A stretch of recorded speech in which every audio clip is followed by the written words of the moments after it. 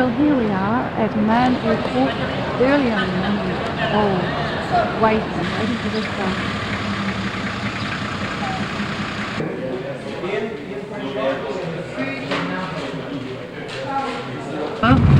From Wadi Dana to Petra. All this way, it is called King's Way. In the market, I think, on the bus, no, we don't sell it. We offer it without money. But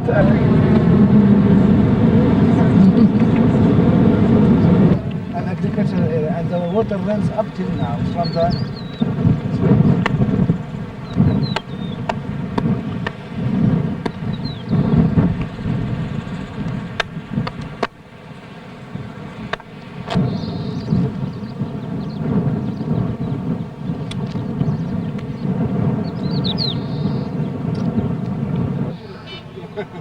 Okay. This is the area where Moses was reputed to have struck the rock.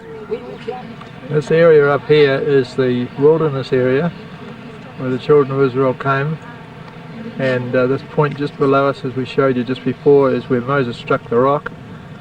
And then this land across over here where we can see a little bit of green, that's the promised land.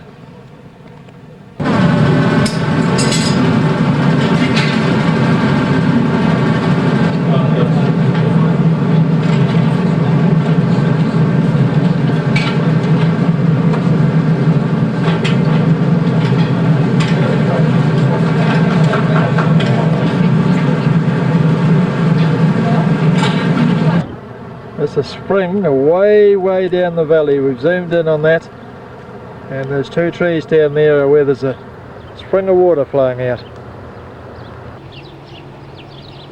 Well, we arrived at Amman early this morning, 10 degrees, and after waiting a long time for the bus, we then had a couple of hours sleep, travelled down, and here we are at Mount Nebo, and we're looking now at the church there where there are some splendid mosaics of ancient times, and we're able to have a huge view of the land way down where Moses viewed, and on a clear day you could see Jerusalem, but usually there's a bit of a haze there, down the Jordan Valley and even the Dead Sea.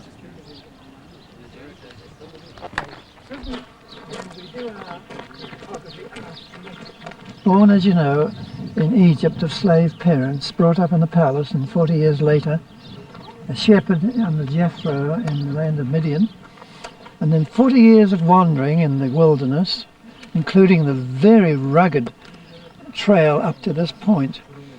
It's a wonderful story. The whole story is quite remarkable. The Jewish people reckon he's the greatest man who ever lived, Moses. Right. And so here he comes, he sees the promised land. And of course, without the smog we've got today, you could see it all the way, you know, from Dan to Beersheba. Beersheba's just past the Dead Sea, and of course, Dan is away north of Galilee. You could see the whole thing. And he wanted so much to go on because he was their leader, but the Lord said, no, you can't go on. So he died, and they buried him, but no one knows where. So if you find his grave anywhere here today, you'll be world famous. Anyway, let's read. I promised on oath to Abraham, Isaac and Jacob, when I said I will give it to you and your descendants. I'll let you see it with your own eyes, but you will not cross over into it.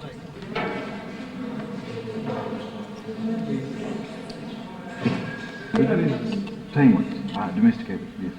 And the way of hunting these animals, transportation. Did they have more trees then in that time? Trees? Actually, this. What was the date of this? What was the date? As we know, everywhere there are smugglers.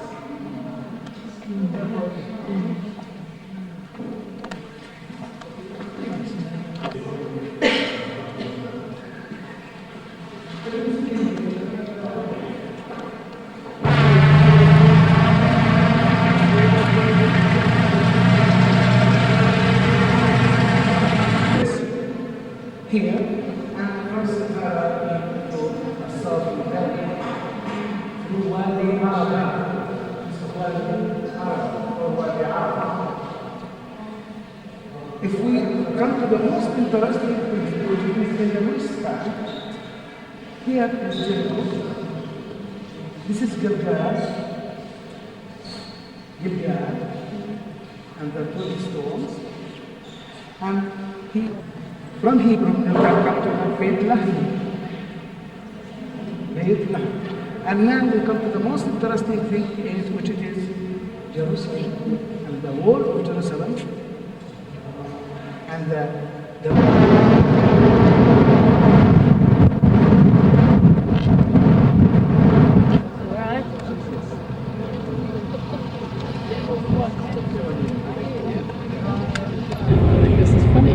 We're going up towards the Great Castle, and would you believe it, we get stuck on a hairpin beam, and it must have been a great amusement to all the locals. We came out in their droves to see what would happen.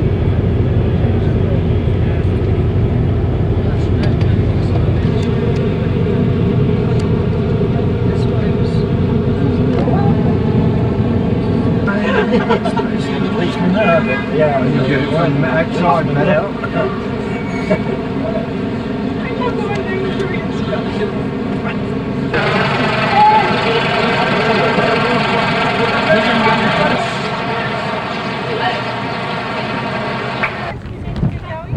We are walking around this great castle, a 12th century Crusader castle built very strategically way up on the top of this hill with great canyons down on all sides, and they gave us quite a bit of freedom here. We were able to wander about and go through tunnels and stop the views, and it was a great experience up there. And there were wildflowers and quite a lot of excavations, and we were just able to walk around freely and ask questions and just simply enjoy it.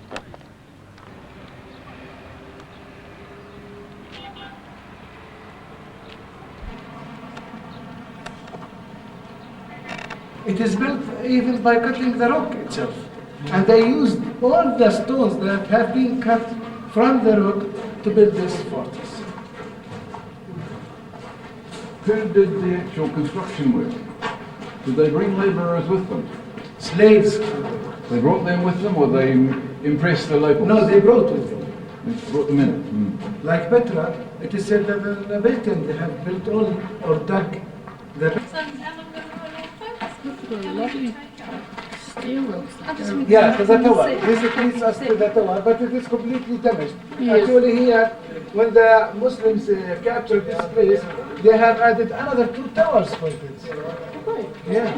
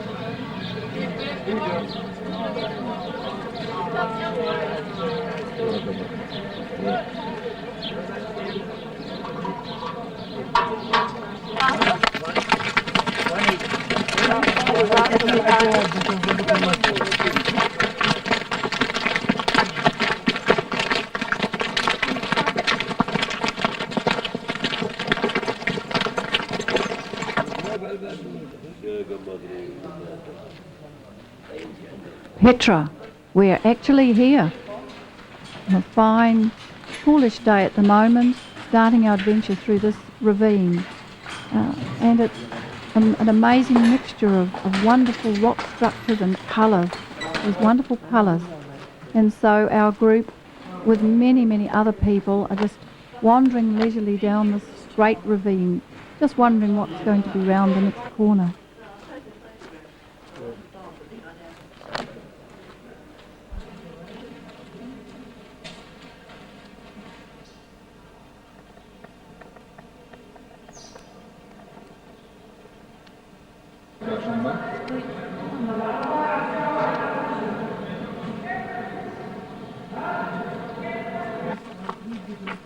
And because it is a little which is this covered, and up and down there are some potteries. You see, these they are used in the Nabitan used to live.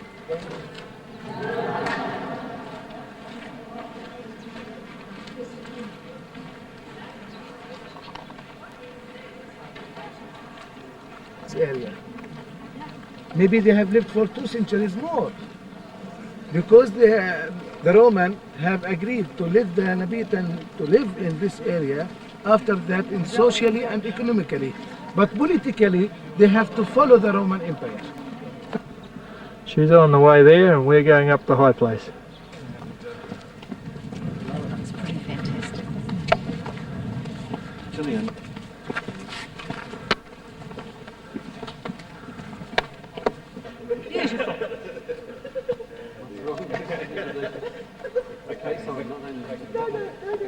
It's just, I went with Penny and she had her kids' photos taken recently to do it. Yes, folio.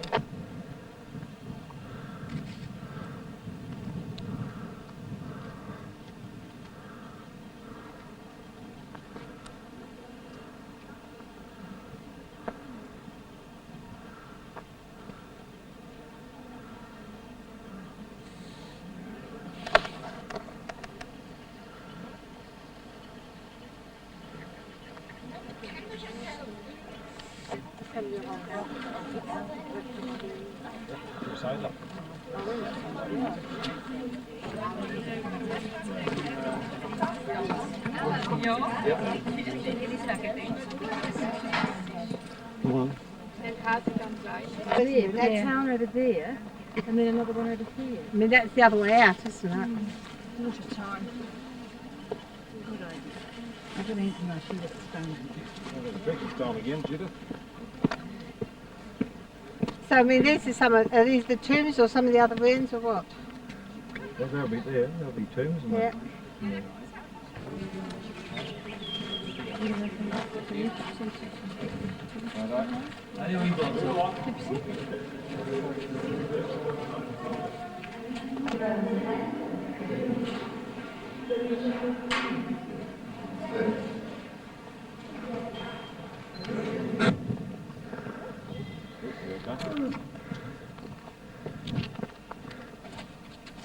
You are right, camel, resign down. Now you can let him, how do you get him down? You can lower him down now, doesn't it? See on the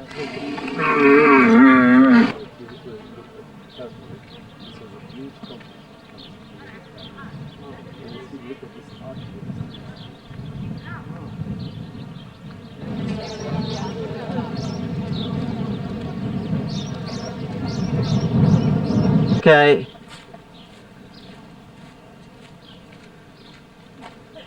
Give us a big wave. G'day! في بده يشرب مي شلون ولد شو ما بيشرب مي لما يكون جعان الأمانة على 3-week-old camel.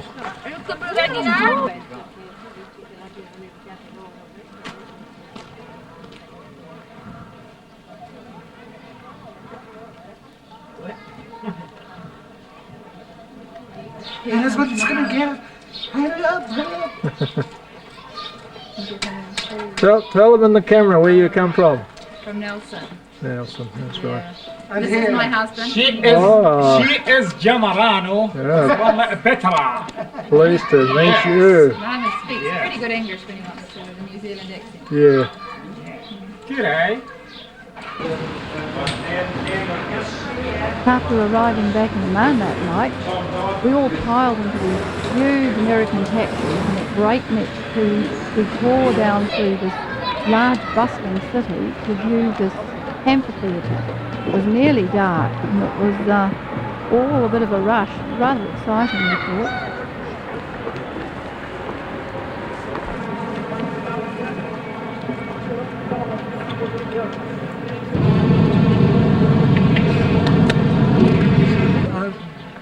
just like these steps. Okay?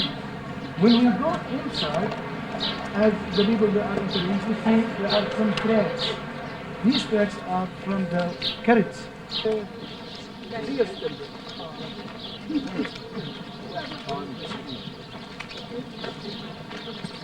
And when you go through the promenade street, you can see many shops on the left or on the right hand.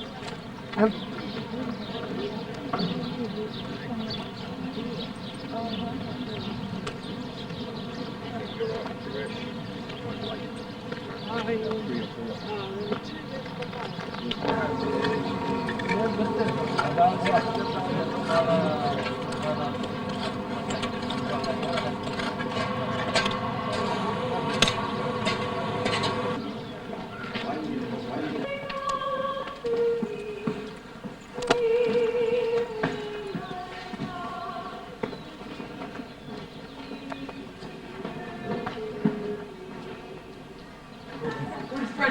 Here, folks. Be spread your feet. Spread your feet here.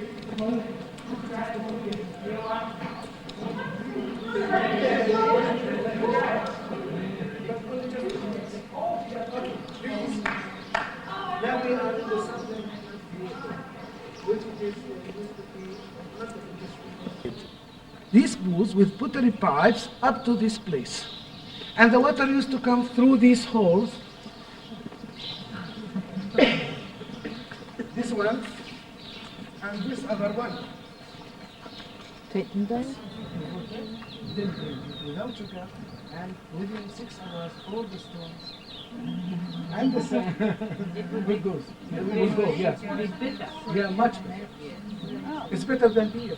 The water was scooped up by the priest and poured on the head of the person being baptized. In other words, a very good Presbyterian.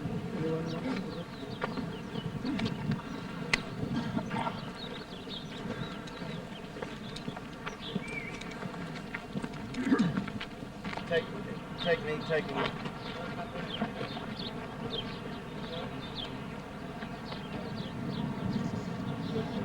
The lady pointed that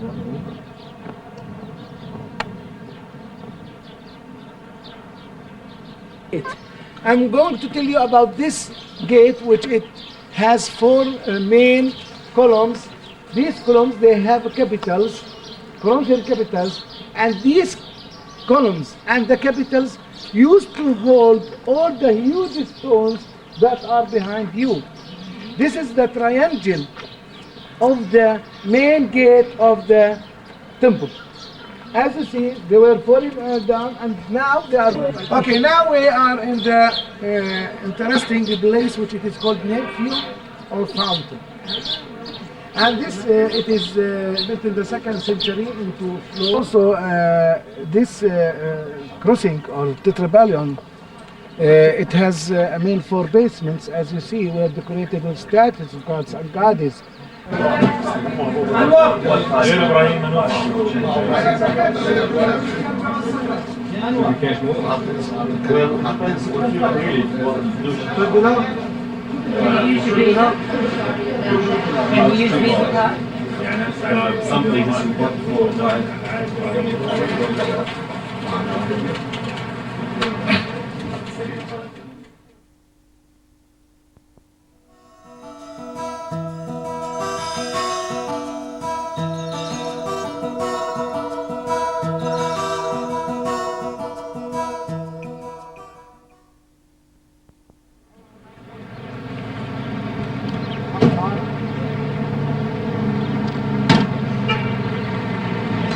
They built it just to bring the tickets. Good. They built it around the Roman theatre, which of course is 2nd century. So this building is 12th. There's 10 centuries between the 2 buildings, between the fortress and the theatre.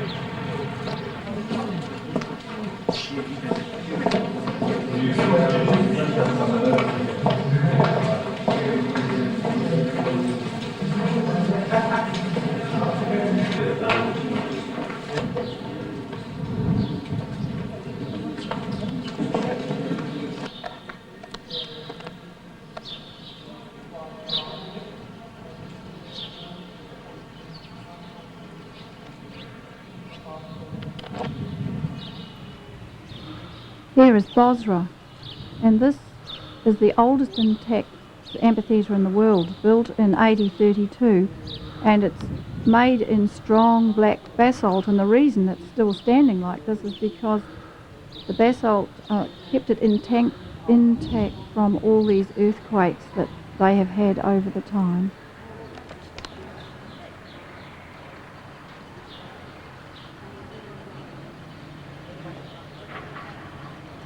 Guess who?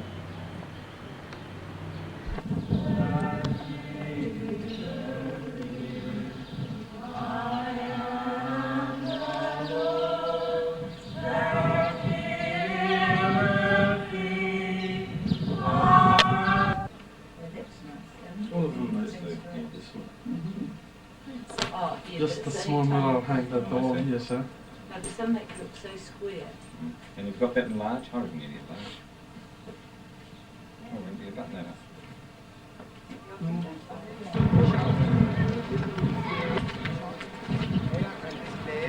We have nearly 3 or 4 things for building the Tuhabara. We are now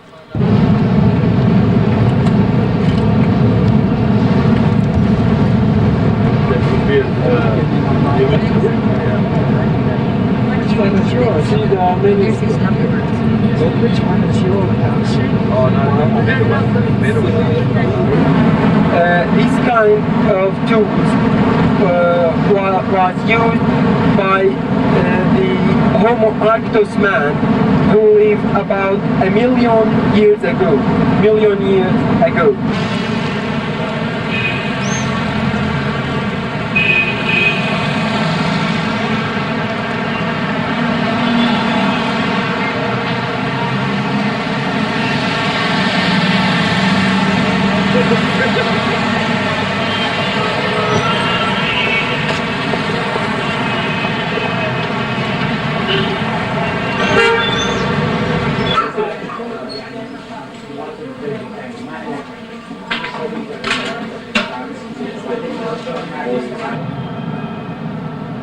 Just taking a view out the window of the 11th floor of the Plaza Hotel, showing the beautiful night lights.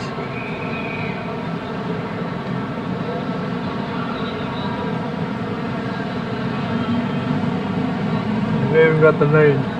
Now this is Friday morning and we're looking at exactly the same shot in daytime.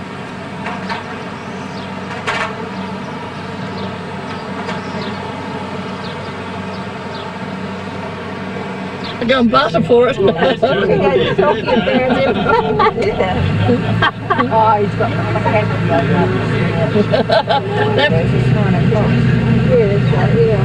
You should have got those guys beckoning us to come in. Yes. What you should have got, back further by, they can This is getting now into the straight street of the right. This straight street was connected management shops on both sides, as it would have been in Syria today. So it's really hasn't changed since this time. It's the original gate into Damascus.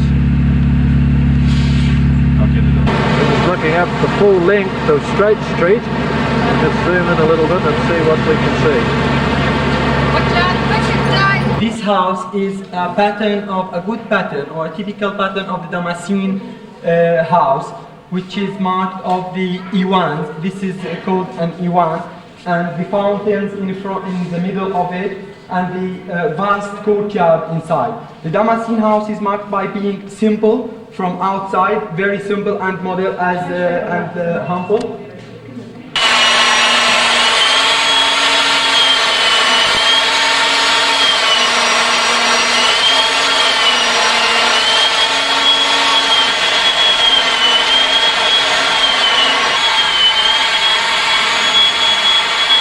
Wonderful trip over Damascus.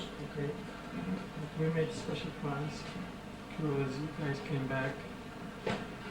And inside chapel, a place of sin where Saint Paul saw the shade of Jesus, and he told him, Shaul, his name before Christianity was Shaul. Shaul, why are you persecuting me? You go to the straight street of Damascus and you will see there Ananias. And here, of course, when the shape of Jesus appeared to St. Paul, shower, he became blind. And here when he came to the straight street, he saw Ananias, and Ananias baptized St. Paul, and his sight returned to him again, so he could see. On the left you see many icons in that small room. You see many icons representing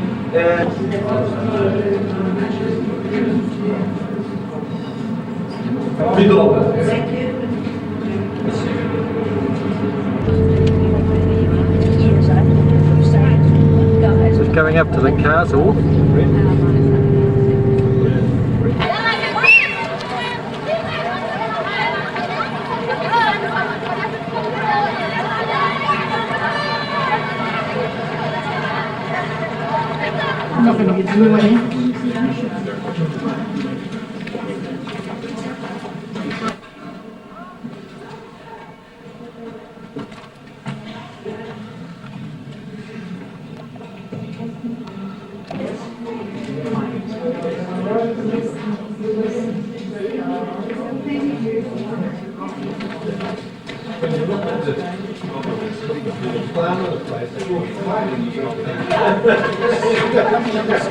Do you mean to say we have missed being in that film?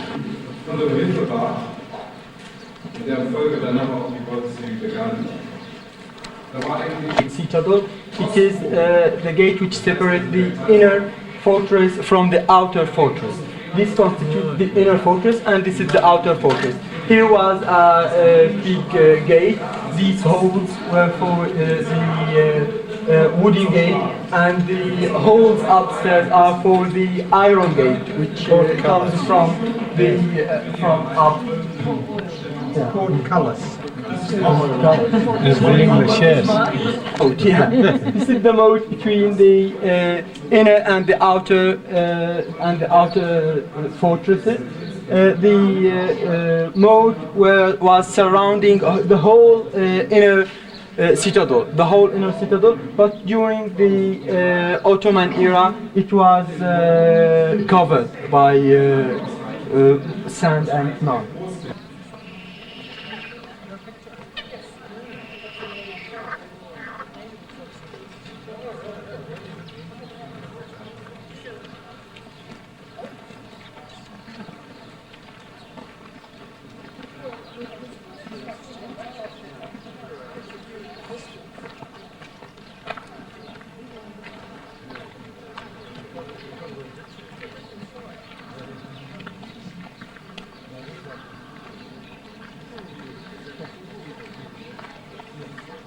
You can recognize. This stable is the bigger one. It takes a larger number of horses, about 1,000 horses, while the other one takes the lesser number.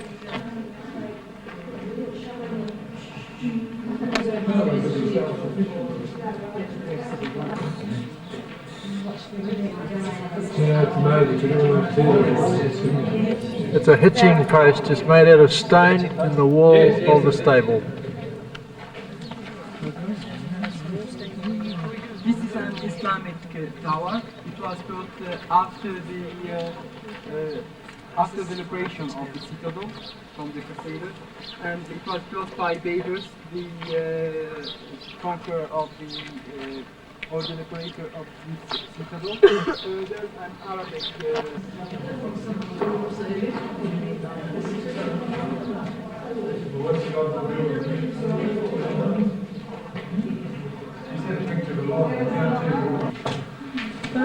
So on this steps, please.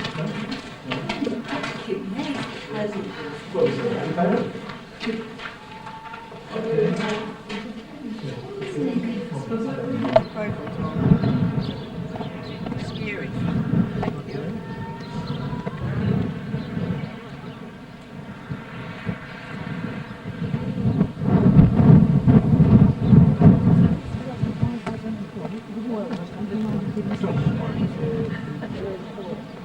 French? Oh, a lot bigger with French's pardon than Molly. Established great emperor in the east, whose capital was Antioch.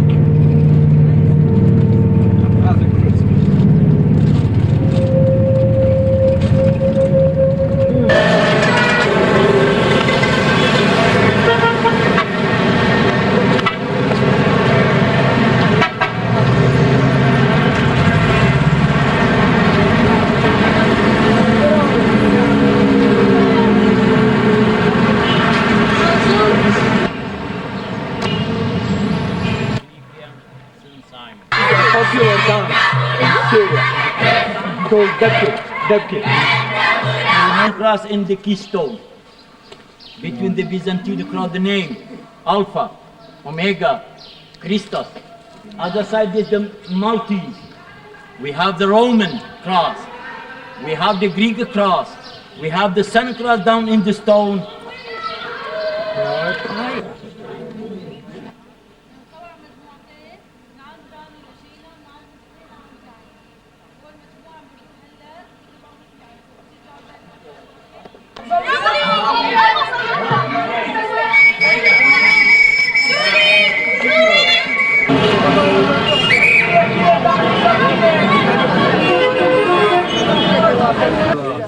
Oh, isn't this fun? Here I am with all the group going into the Aleppo market. I wonder what we're going to buy. Oh, there's satin and there's silk and there's cotton and there's gadgets and there's baubles and beads. And, Now this is Sunday morning at 11 o'clock and we've just come across the Syrian-Turkey border, just a little bit back there. And, just getting ourselves on board our new Mercedes bus. The old one just carried us across the border. Right, we're inside the bus right now. We're about to depart into Turkey, having crossed the border, and we're going to get to know this bus very, very well in the next number of days. And so we're just having a shot of it right now. We'll just turn around. Right, we're just getting the front number of our group, just to show that we're in this beautiful bus, and a man just here is very, very important to us. He's waving to us, and this man's going to be operating the steering wheel along with all the other things that go along with that, and we're trusting he'll do a good job.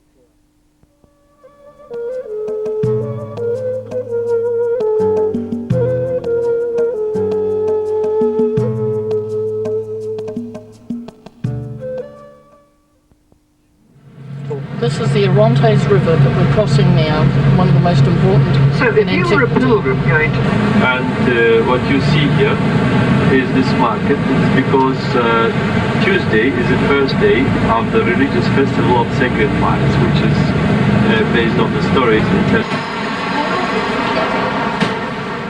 Before we visit the museum, I would like to show you the location on this map. We are in Antioch, Antakya is today's name, the mother name of the city. Yes, that's Antakya. And for your orientation, where we do come from, we come from here. You see that?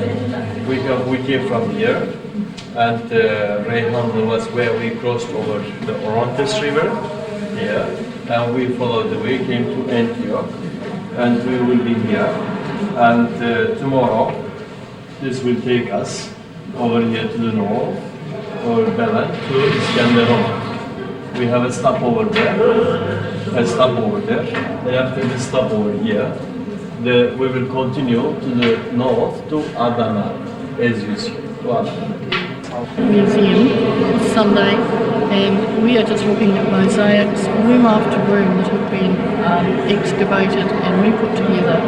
The most amazing things, they're thousands of years old, and yet the colour is still as good today as probably when it was first made.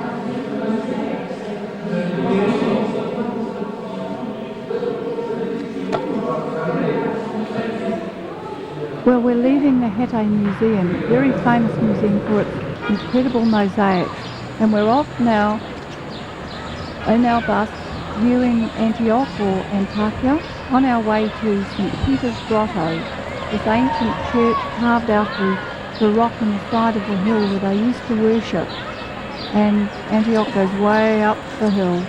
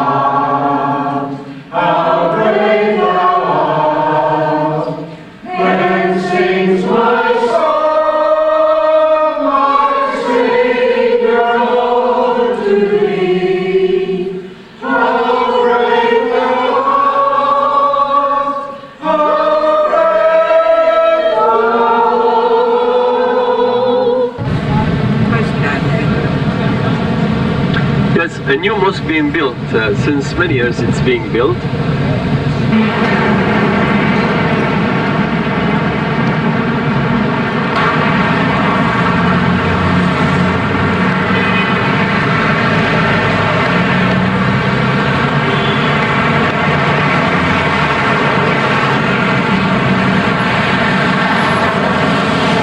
Hey.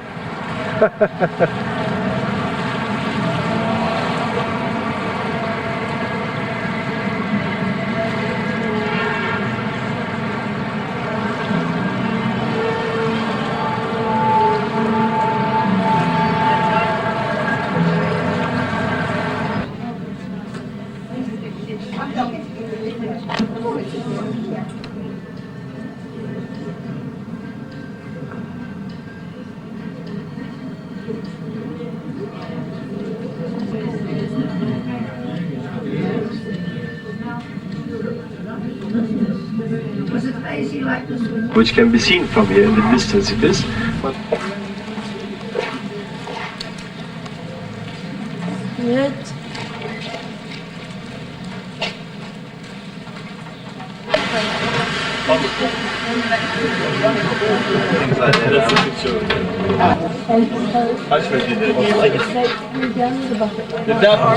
The depth of the well is 38 meters. Forward to the wheel.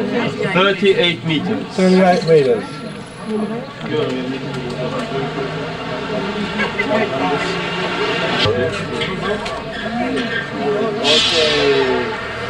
So those who like to drink from the well of St. Can I have a photograph of this? Oh yes, if you like. Quick, no, let me have the other. You can give me this first. Right.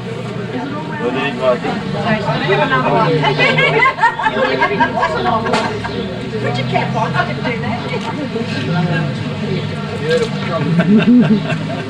that. Constantinople, the today's Istanbul, to build that, the building was supplied by material from all over the empire. And for instance, history. And you'll note the snow on the Tarsus, the Taurus Mountains, T-A-U-R-U-S, Taurus Mountains on the left. So we're reaching up into high country. And the Taurus Mountains is a series of mountains. And if you really study it or research it, you will see that this is the extension of the Alps in Europe. The extension of the Alps in Europe, this series of mountains. The highest point of the Alps in Europe reaches a height of 4,810 meters in France, Alps of France. That is Mont Blanc. That's the name of the hill. That's the highest point in Europe, 4,810 meters. Then this follows over the Yugoslavian, Greek peninsula, down over the islands, to Rhodes, Kassos, Karpathos, and then Asia Minor. And these walls extend along the Mediterranean Sea and reach a height of about 4,000 meters. In the east of Turkey, the average level where the cities are located is about 1,800, 1,900, 2,000 meters.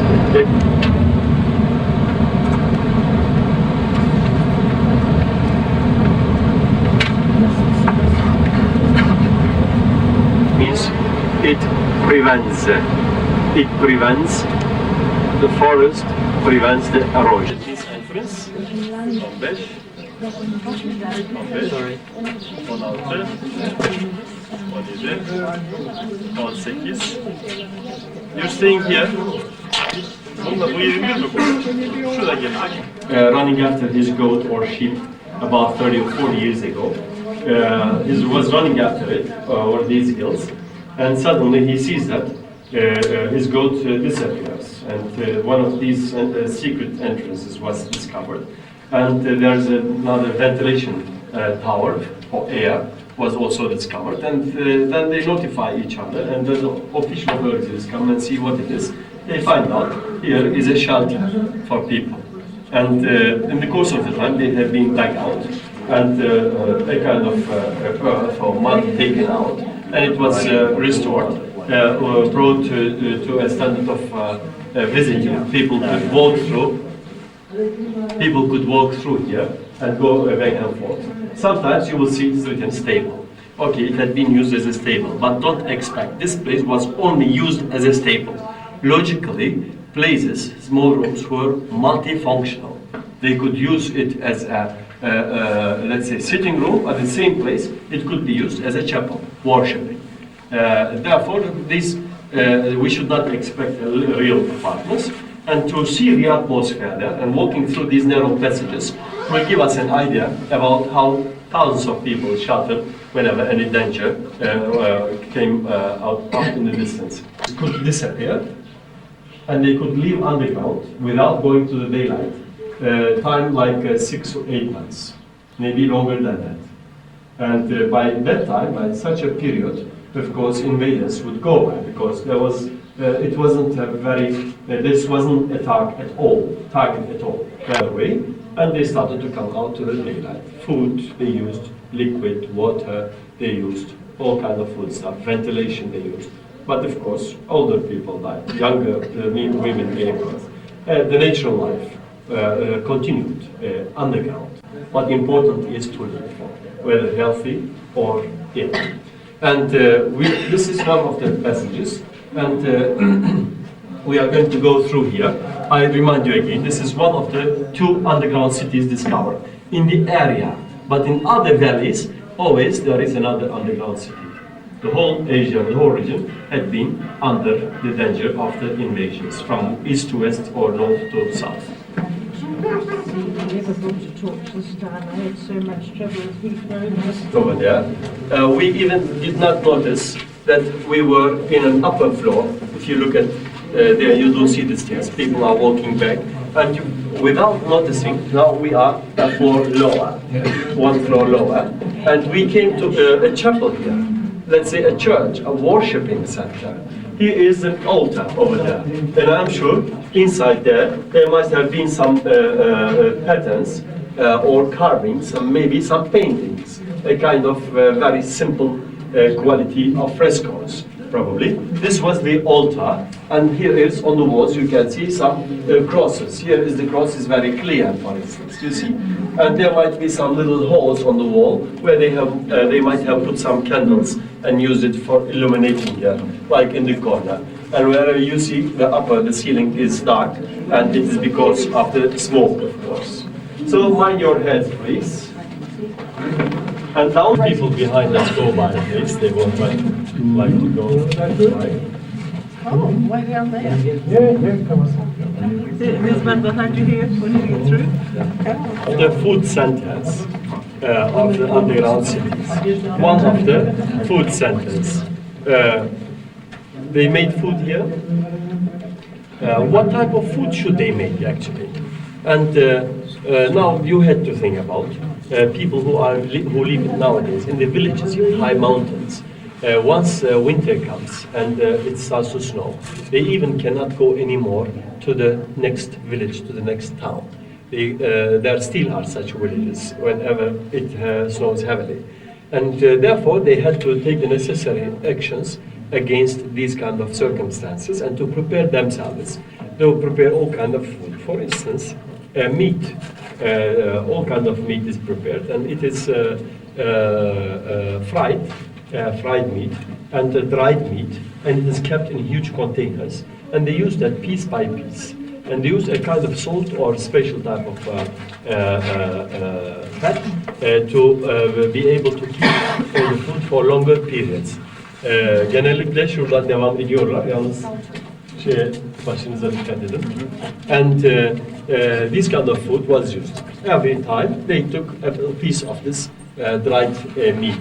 They also used dried butter. Let's say today you ask me, is there any powdered milk today?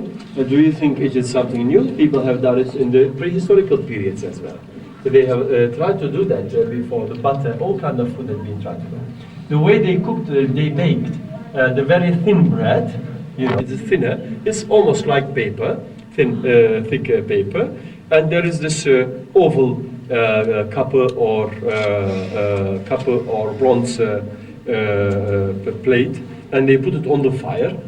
It is heated from the bottom by charcoal fire, real fire, and then they baked. It is just pressed light and spread out. It becomes as thin as paper. Put it on 1-2 minutes, and then turn it over, and then put it aside. Yeah. Women still do it. So you keep this, maybe hundreds of them on the top, and these people still do it in this area and put it aside, and they use it throughout the winter.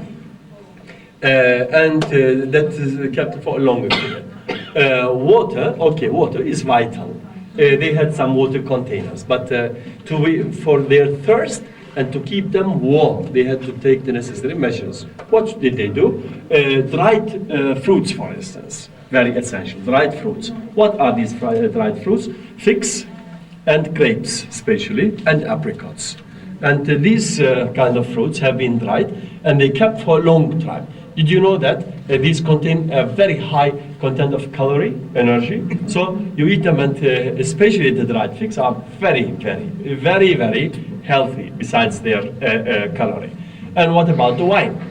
They also made wine. There are special places where they made wine, and they put the wine in such a, let's say, big hole. They put the grapes on it, and they press it by their feet, and then from there the wine started to flow to another area, and they collected the wine, put it in, let's say, glasses or jars. But especially what they have used are those ceramic huge jars. We're going to see a lot, and these keep this liquid very cold, and it doesn't deteriorate. And spices as well, they have used all kinds of spices. Here you do see one of the places, they put the spices or the wheat to ground it to make flour for baking. There is another stone on it, and there is this instrument, and they turn it around. The two very heavy stones, so by means of them you can pulverize, you can make the spices or wheat into powder. And there are larger ones as well, very large one. You see a lot of holes of them, where they also used for grounding the spices as well. One of the passages under danger, let's see the enemy explored this underground city, and they started to run after the people. What the local people did, of course, these arrows did not exist on them those times to show the enemy the way where they should go. And certain passages, and whenever the last local inhabitant left the area, so they start to move this large stone to lock the gate, to block it up, and to shut the way. And then from the other side, they used, of course, special instruments to make it, to strengthen it, and the enemy could not move it. By the time they could open it, they have taken already another distance to hide out in different sections of the city. It was necessary. Yes, right. Don't worry, take a look downstairs also. Yeah. Francis, see you down to the bottom. Pardon? See down to the bottom. Take a look. Don't worry, don't worry. She's scared, no problem. No. Now you can. The spices now, we still do it. Beside the ground, we still have those brass, well, I'm sure they have another one.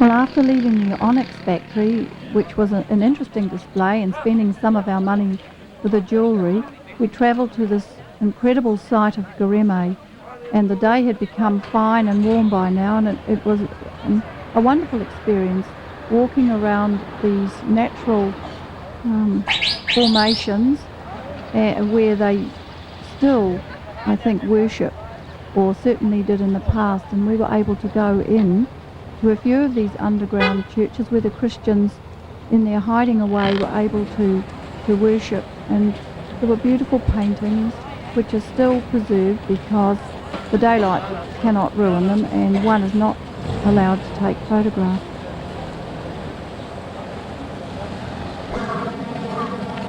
On your right hand side, right over there, you see one of the uncountable valleys of Cappadocia, and you see the beautiful, the unique landscape of Cappadocia. These valleys had been inhabited, besides the ground had been planted. They used these plantations for cultivating especially fruits such as apricots and grapes, and then some they dry them. But look at a section which is still being inhabited, and the new houses they are building there are built by the same stone, which is called tufa. It's a volcanic mountain which is about 3,900 meters in height. It is one of the famous ski centers of Turkey. In clear weather you do see it there in that direction.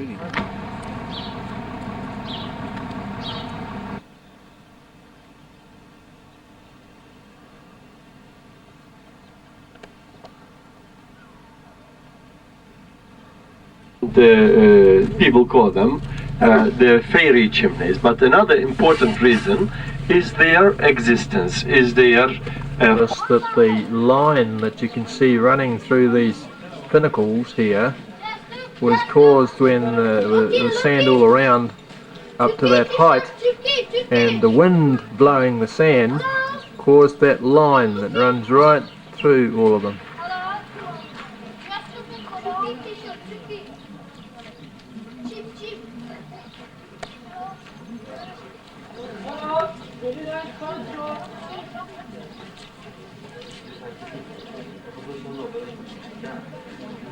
These trees here are apricot trees, and there's quite a grove of them.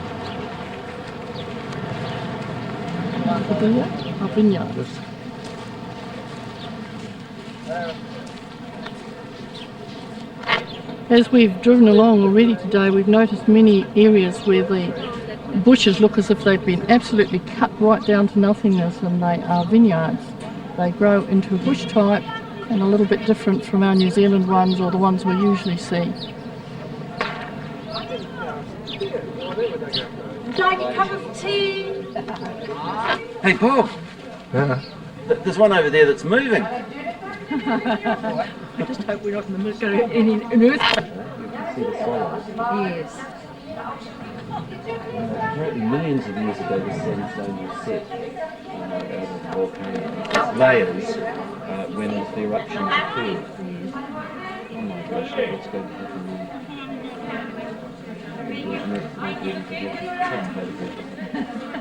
That's juicy. Yeah, look at it. I think I'll have to go there. Oh, you're off there too, oh my gosh.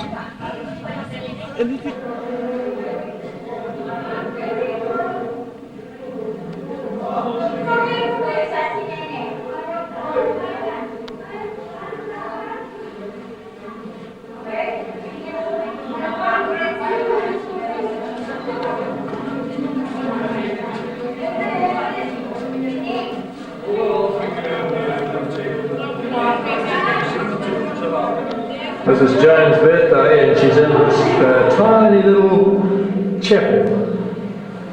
Carved out of the rock. And they live? Yeah. To die.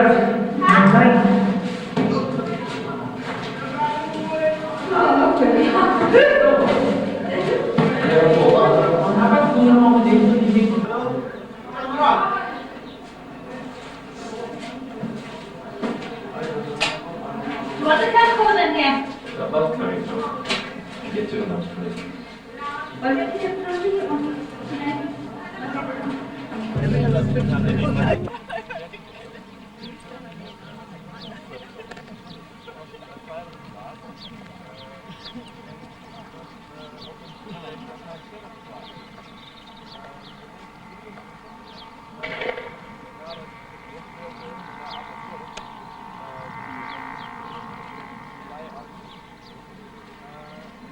There are some secret tunnels also.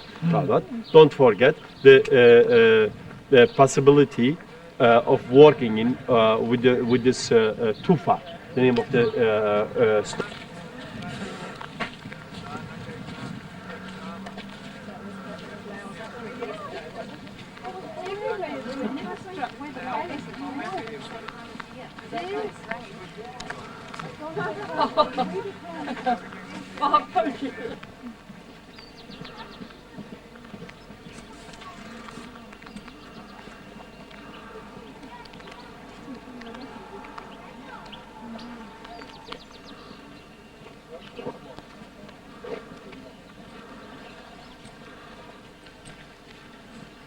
Holes up there, Bob. Yeah. See the 3 holes up there? Yeah. It goes past the mosque and there's 3 holes up in there. Yeah. That's the room where you look down on here. You go up in that ladder and you come crawl right through and look down on here. Okay, we shall do it.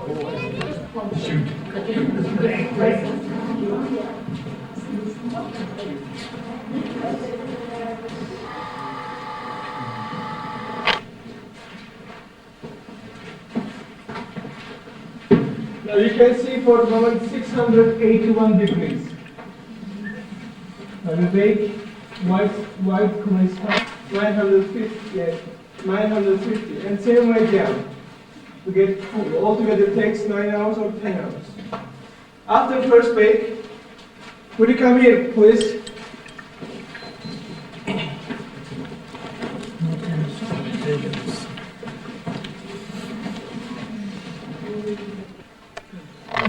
Selçuk Türk design. Now,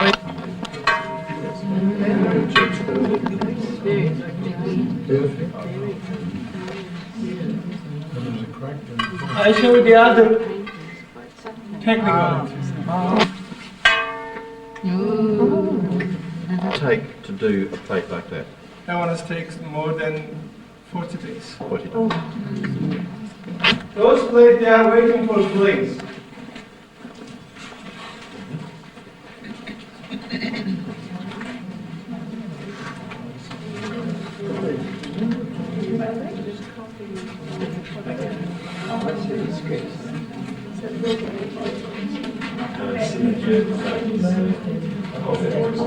Because of pottery, and therefore they have special name. In Hittite time, Venasya, or special speech about Avanos. In Turkish, kör de bilir Avanos'un yolunu, testi bardak. Today is our special day. Special day. Yeah. Birthday. Happy birthday to me. Happy birthday, dear me. Happy birthday to you. Next one. Goblet. Here comes you go. 4 pieces that come together. And here?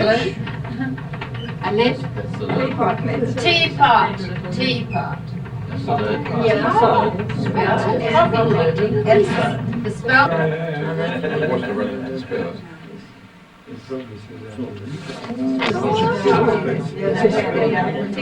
go through, yeah? This is going to be a public bond.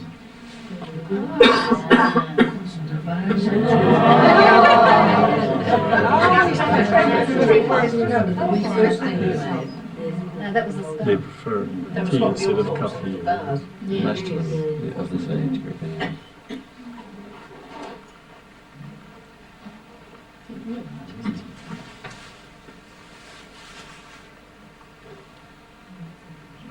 And the holes were for the tea leaves.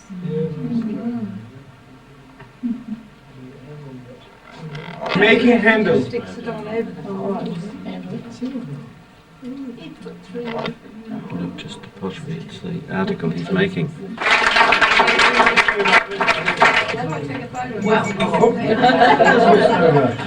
What do you make? Now what do we make? I think this is a bit immoral. You didn't need to say that. He made a fairy chimney.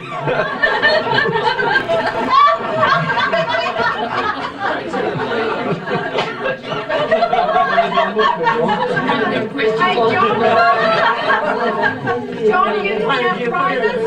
Yes? No one's going to get your You can see I'm doing it.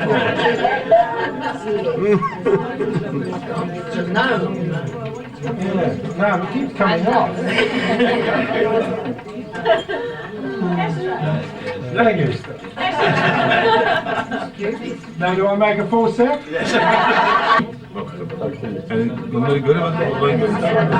Stop. Beni gördün mü içinde? Gördüm. Yeah. Shake hand with Eric. Start talking.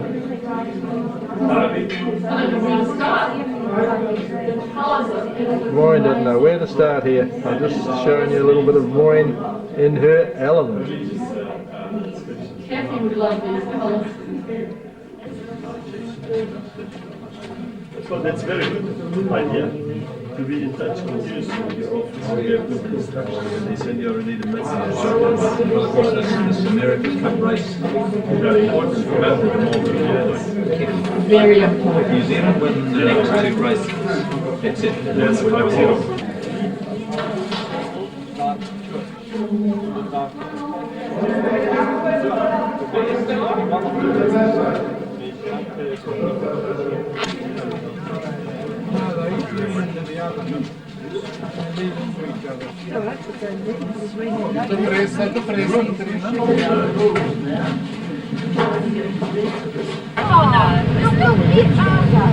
Spectacular view, isn't it?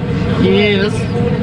We're still in Cappadocia and we've been through the city of Nishev and we are now heading back to the hotel somewhere nearby, and this is just still more of the wonders of the brick, what do you call it, rockwork, the rock homes.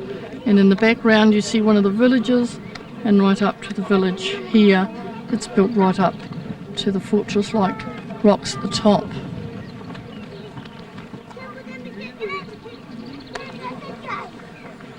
Oh, come and have a look at this one.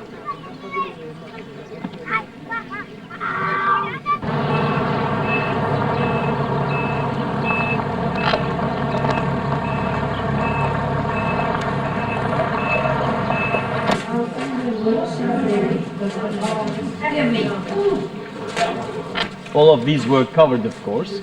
There were different rooms, and there is the covered section. The stable is in there, huge stable over there, but they use them for different functions. That's the one on the right.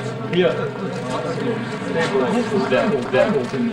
Yes, and as you see, there is one of the section, the circle part. We're approaching the Taras Mountains, which run fairly parallel to the sea, and as you see they're well covered with snow, and Paul actually climbed over these mountains. We're not sure of his route from Perga, we're going there later on in our travels, and came out on this great plain of Konya, and here he evangelized in the cities of, first of all of course, of Antioch and Pisidia, and then Iconium, Lystra and Derbe, but very little remains of the last two. There is a city, of course, in Iconium called Konya, but there's nothing there that would interest us because there's no ruins of any kind. So that's one reason why we haven't included it in our travels in Turkey. We're moving now along the coast. And we know that the Apostle Paul also travelled along this road. So for the dawn of history, this has been the only way through the Great Taurus Mountains that was available. The Cilician Gates, you're on this road today, very historic occasion.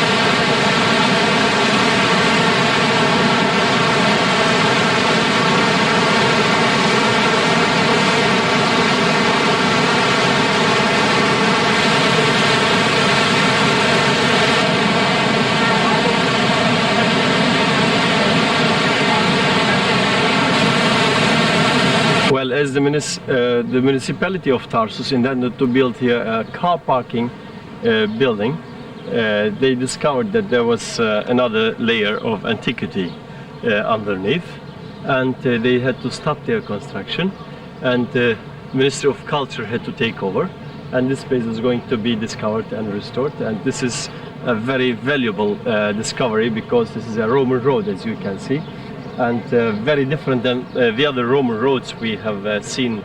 Some of the traces of those Roman roads other places. As you see, the Roman road here is a little bit concave, and the water must have rainwater flown to the both sides, and this is where the drainage system led to the sewage system. About 100 years leaving this alone, come as to 100 years looking how it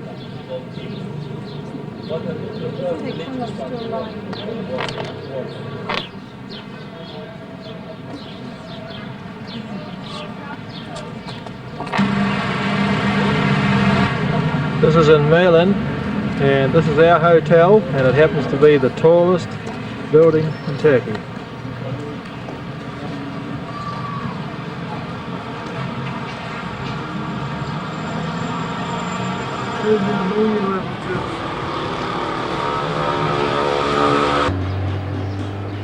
Of May, of course, as it says, heading for the Mediterranean and the lovely maiden castle at Anawar, on a lovely, calm spring morning.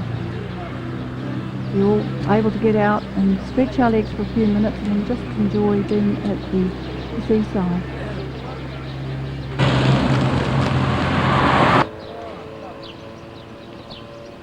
Well, we spread ourselves all over this great castle, which is, of course is a big shell inside. Some of us climbed up to the top and got scared with the steep spiral staircase, and other people clambered through the ramparts, and other people just wandered through. I'm sure we got a great lot of photographs between us, and this was our lunch break too. Yeah, Greek group or American group who have a full sympathy towards Greeks of life, England in Turkey.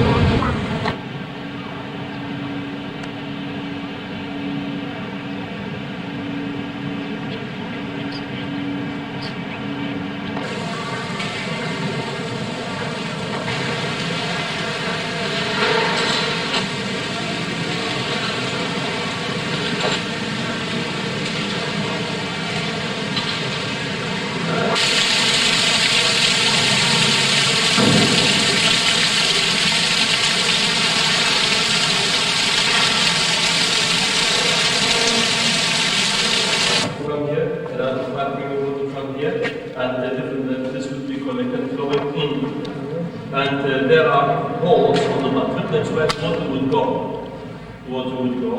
and there are the steps here. So people stand here hours. Similar section can be seen over there on the other side. This aroma also cleanliness. They're always in the bar scrubbing up, you know, and they were famous for the fact that they detested anything that was dirty. And that shallower place out there, about 5 feet deep, which is outside the main bath, different, I believe, and I'm quite sure it's correct, that was used for the washing of slaves. The Romans couldn't stand dirty people. So the slaves are brought in here, the great slave market. Before they're exhibited on the auction block, they would be washed clean next door and then bought. That, I think, is why you have the bath completely separate. This is complete, you see? But that is separate. That's what I've been reading, and I think it's probably true.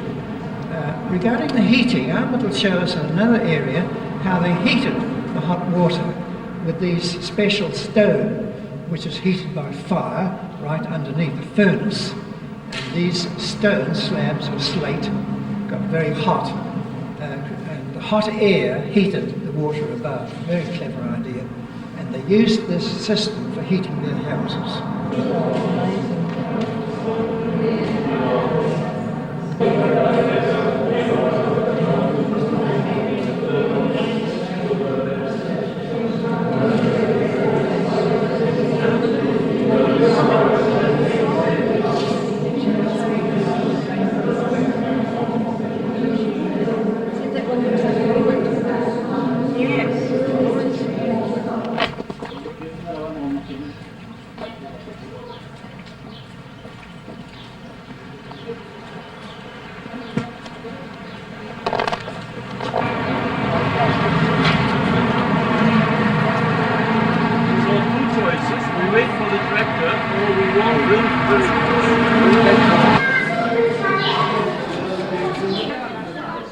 Here we are at the impressive theatre of Aspendos.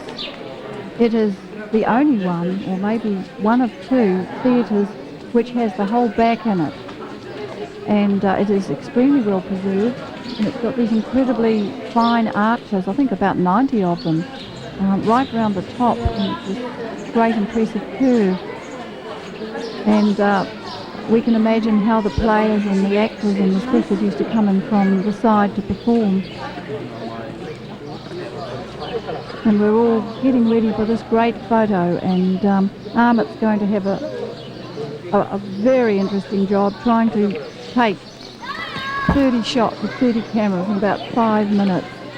So it did produce a lot of amusement for the hundreds of people from many countries who were up there watching, probably seeing what we're going to do next.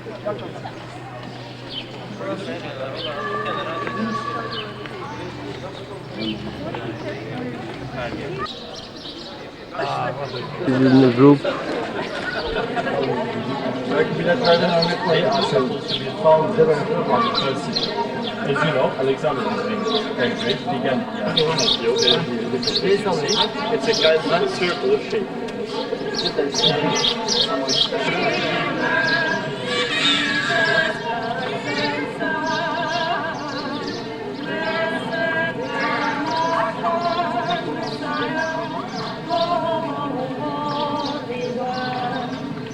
Thank you, oh my Father, for giving us your Son, and leaving your Spirit to us.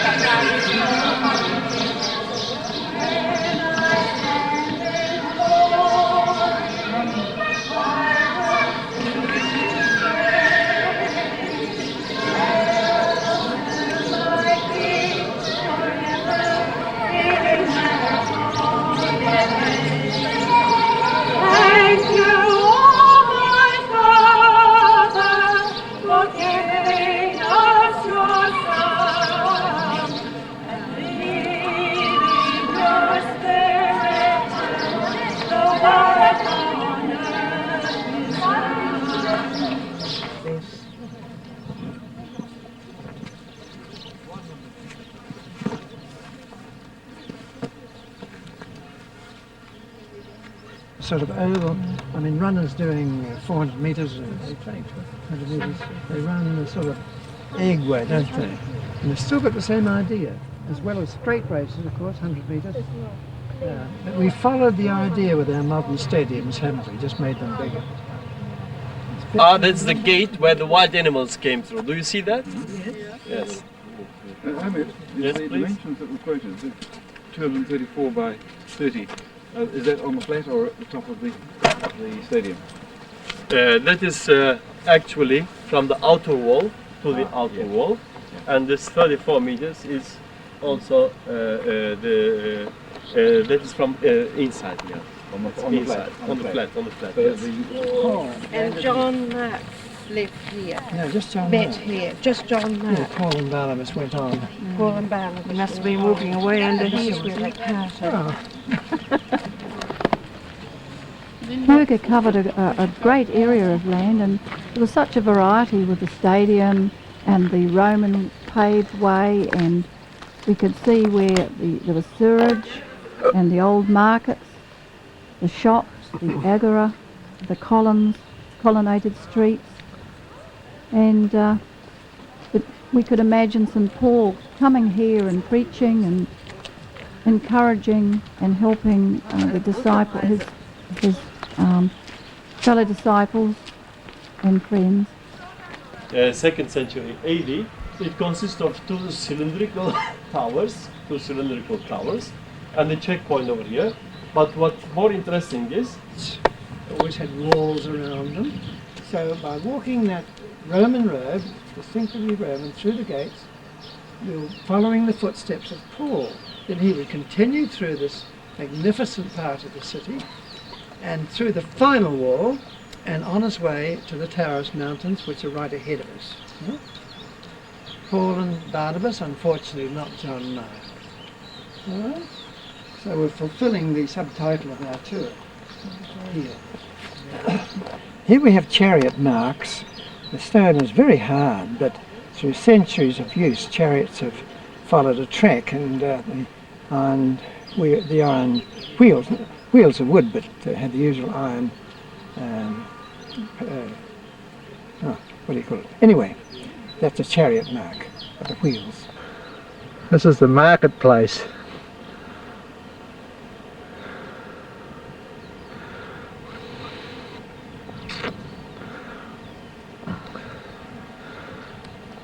This is a beautiful old Roman bridge that we just made a little bit of a detour to have a good look at and get some good photos.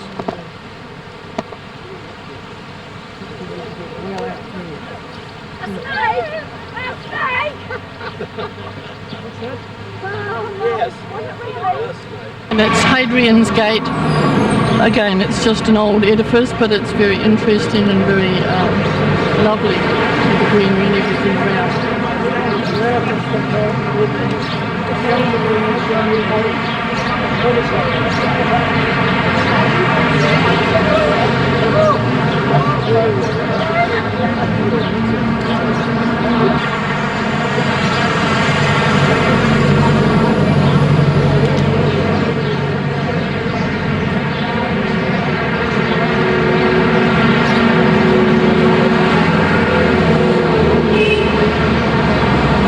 Right, we're a comfort stop here way up towards the mountains, and we stopped here and the children are placed on the swings, and this woman is making yogurt, which we have been enjoying all the way through.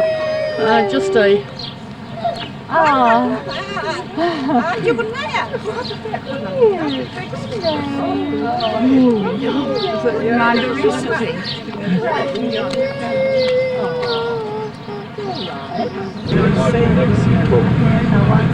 Well, this is the first lake we've seen in Turkey.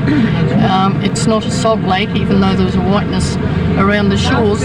It is a mineral that produces soda. Inches, you're fine inches. You can touch the loom, see? Especially the silk is the most difficult to weave, the silk. Then wool on cotton, skeleton. The base of the carpet is cotton.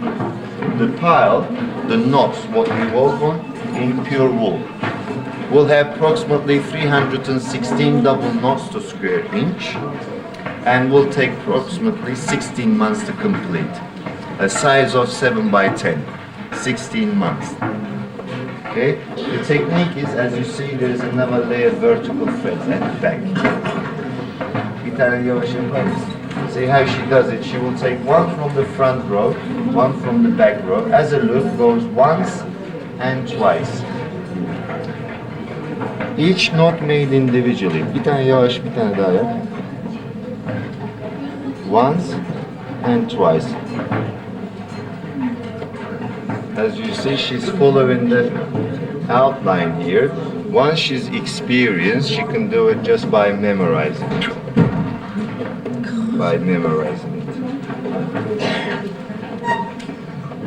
If you like, feel free to walk around. You can sit and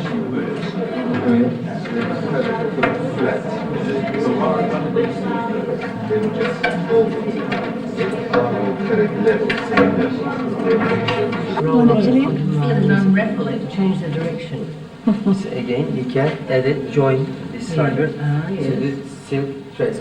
After we get 6 silk yarns, such as those ones, those are 4. After we get 6 of them, again, ladies and gentlemen, we twist 6 of them together. We take one end from each, and each consists of 25 cocoons. 6 of them together, it makes 150 cocoons for new single thread. If you follow me to the other side, they are separate fibers, ladies and gentlemen. They are not twisted. That's what we're gonna do right now. They are.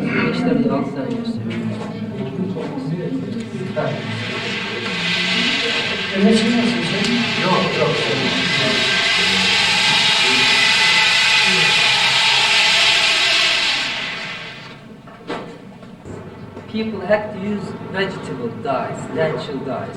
That's why, but today traditionally still we use natural dyes only for wool, not for silk.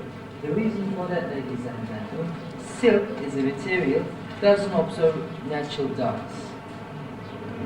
But you can, yes, you can apply brown, green, and black.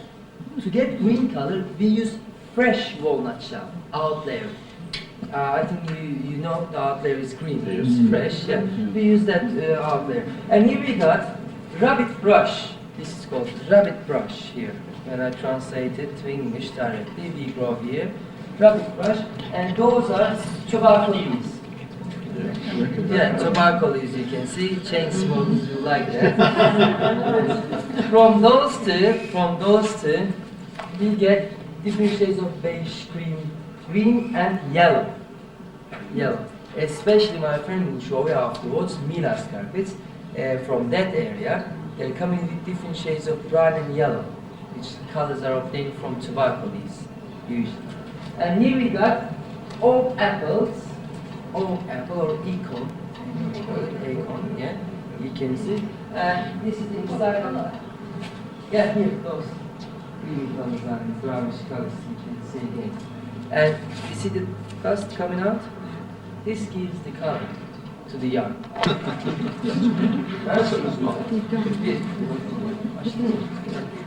Or this one, rabbit brush.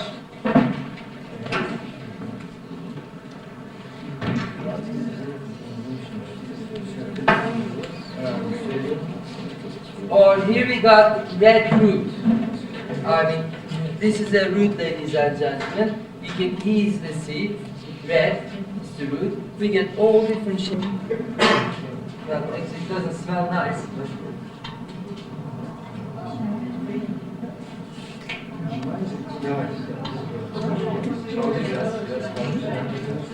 Charles, do you use to get these?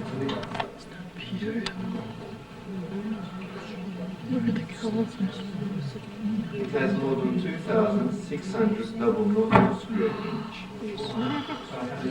2,600 double knots to square inch. Ladies and gentlemen, the reason I'm showing you this in the world. take it to the auction, you can ask, there's no price for these. Because as you see, the family name, var mı lookunuz? And I'm going to let you in a trade secret. To judge these carpets, you have to look like you are looking at carats of diamond through this magnifying glass.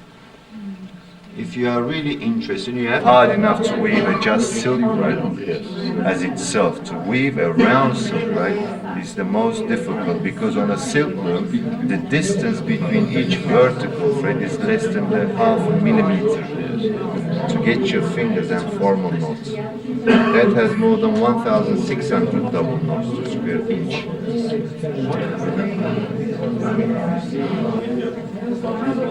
It could be the design. This is a special family. We have Durmaz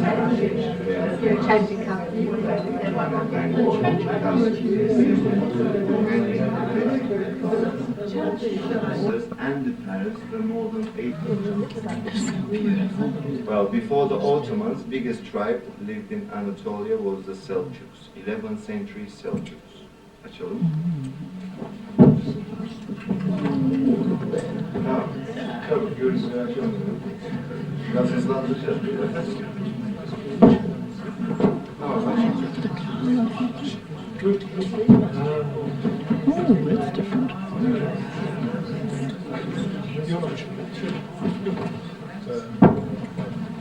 Thank you.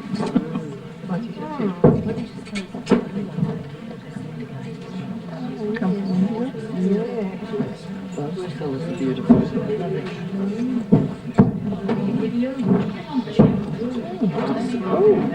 Something like this in silk, to use on the floor. Oh no. Oh. I wouldn't let anyone in the house. İki kişi çevirin, siz açmıyorsunuz. You can use silk carpets on the floor, depending how you value your feet. And they have that little cap on the top. The cap has to be by knife to cut to allow a certain part to allow the liquid flowing in, but that is done only by the official authorities. The villagers may not do that. Not any single piece they may do that. Devam edebiliriz.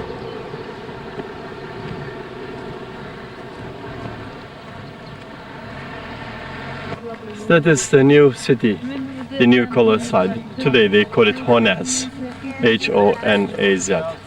It is located on the skirts of the mountain of Honaz. And here where we are is the site of the ancient city Honaz and the unexcavated area. We saw these wonderful perfect purple poppies, paddocks and paddocks of them, and we just had to get out and photograph them from all views. They were just amazing, incredible colour.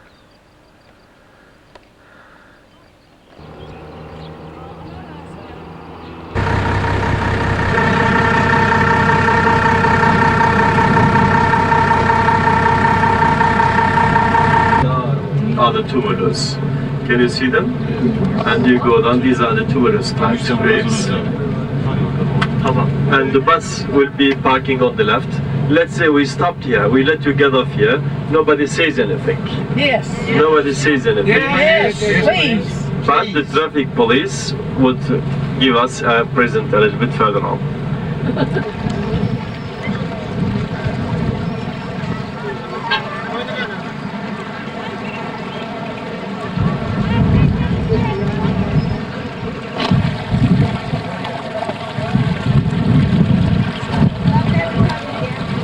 Have you pedals?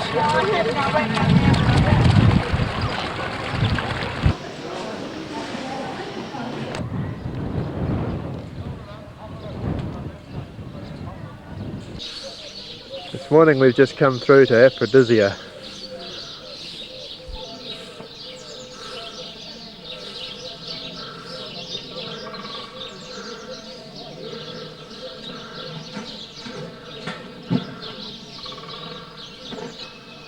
This is the pomegranate tree with the dried fruits of the last season, and it's the first time we've seen them growing like this.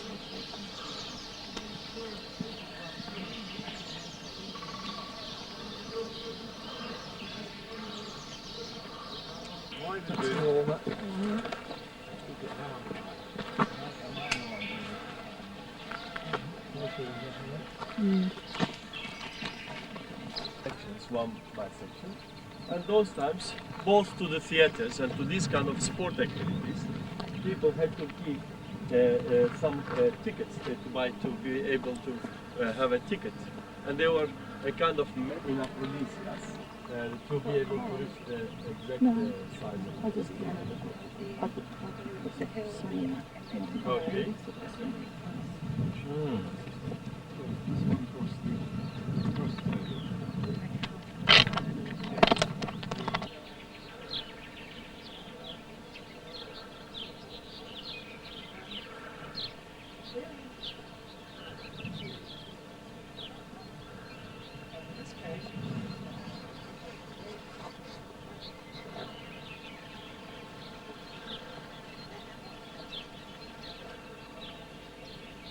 These crosses at the base of the upright are a sign that Christians eventually took over this great temple and it became a place of Christian worship. And there was a corridor and narthex living different places. And then the dressing and undressing rooms were situated within this stage building, as you can see. And these were the platforms on which statues were most probably standing, statues. And in the horse, not horseshoe shape, but a semicircular shape. Because if I say horseshoe, that means larger than a semicircular. That is deeper. But this is semicircular in shape. System which is called hippocaus. But once we see, we will talk about it. But see that they are very deep here. The heating system is just on the back. Do you want to walk into the bath? Take a look. Yep. Take a look. Yes. And stones is actually late Roman, early Byzantine character. Over there you see the huge blocks of buildings, which really is in a basin, for instance. And I still can see very, very interesting names. These must have been names. I have a feeling that's the last one. It didn't happen properly. I don't remember seeing that. We haven't been here. Because we went the other side of the Yes, tree. we went the other side, yes. Here, I think, and this is all new. That's nice. They've done a reconstruction down there. Might be. Was built over this hill. You could be walking down, and on the top of it there were houses, villages, to the other side of the hill. People were living. Theatre at Miletus. Pardon?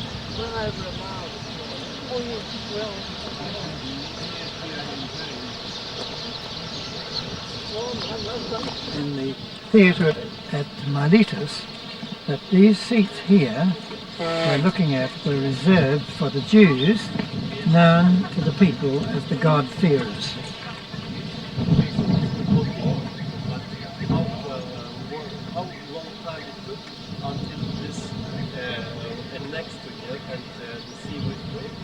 Church from the 6th century AD. Now they have closed that. Some of us followed Ahmet and we left this place and walked around the back of the amphitheatres, past the hill, came to this pond, and then an elderly herdsman came out of nowhere, it seems, and beckoned us to follow him, and we showed us two sort of lion's heads stuck in the mud, really. It was a most unusual experience. Then we walked around on a high dike type thing, and there was the other lion sitting in a pool. This must have been encircled in a square-shaped stone, shaped colonnade roof in the four sides, and then in the center a circular sanctuary, a circle.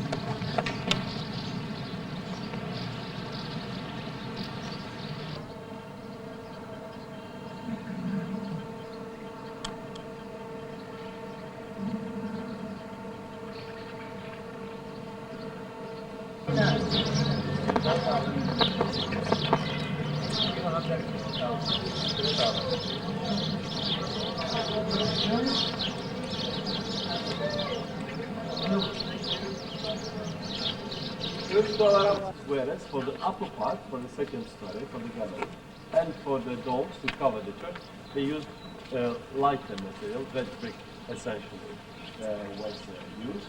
The place where people visited, and it is told that there was a kind of a dust coming out of the grave, and that killed many. The great Orthodox services, so it would hold quite a few thousand people. Quite a few thousand people.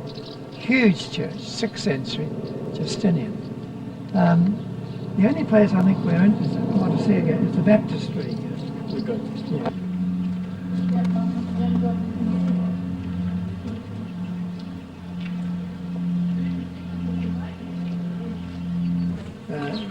Clothes, of course, and suitable clothes, would walk down here and stand in the water, and Byzantine tradition, the priest would use water to pour over his head at that time in the name of the Trinity, and walk out the other end. Of course, such a huge church, there could be quite a big line of people, all waiting their turn. Would that be filled with water, Arther, or? Not quite filled, it would be perhaps half filled. It'd be sort of up to their knees. Yeah, that's right. Just sufficient, Most probably it is to complete it, to give it cross shape. But will it be for storing the water for baptizing? That is not possible.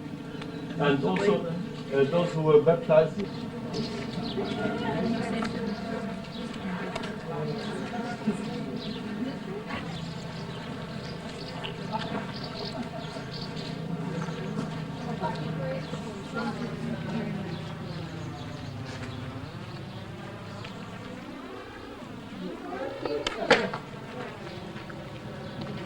Eight to 10 feet maximum. And this time, not meander, but enough. What happened? From us?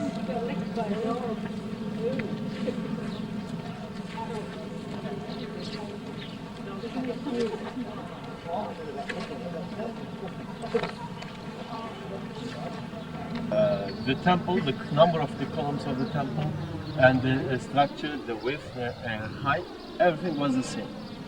But they have only wanted to lift it because down there it was a marshy area. It would sink, and whenever it would rain or flood.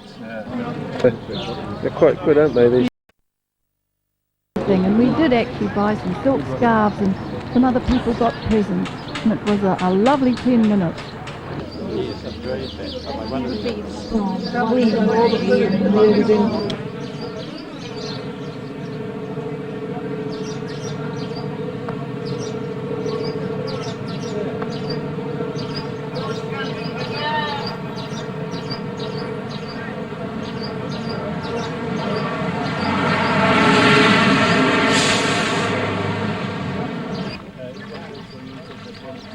The water container, whichever was being used. And there, not only the monument here, dedicated to the grandson of one of the Roman emperors, it must be a monument standing here, and the estimated shape there's a high gradient monument here, assembled and put together, and they will witness rather whenever they find which area will be removed. And the total was this temple dedicated to Domitian, who wrote in the end of the 1st century.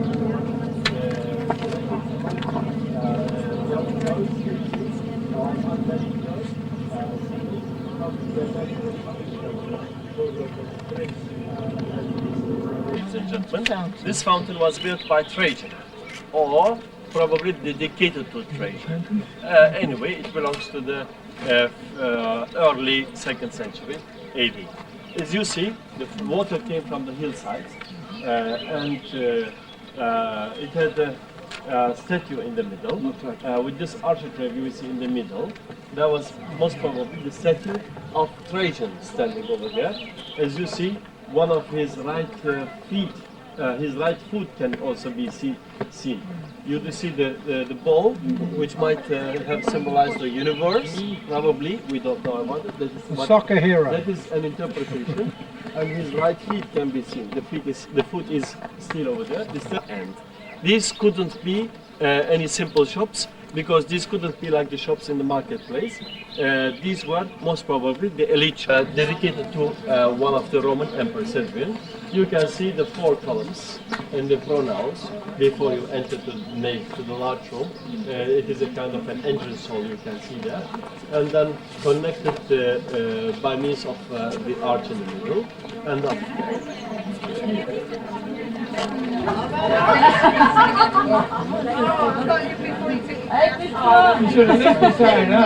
Or a kind of familiarization with the female of Ephesus. We could find women, for instance, in this corner. This place opposite to us, located on where the 2 streets cross each other, Julius Celsius, was inherited about 25,000 of denarii. Monetary unit, let's say a kind of 25 million US dollars, something like that, inherited by his father in order to complete this library.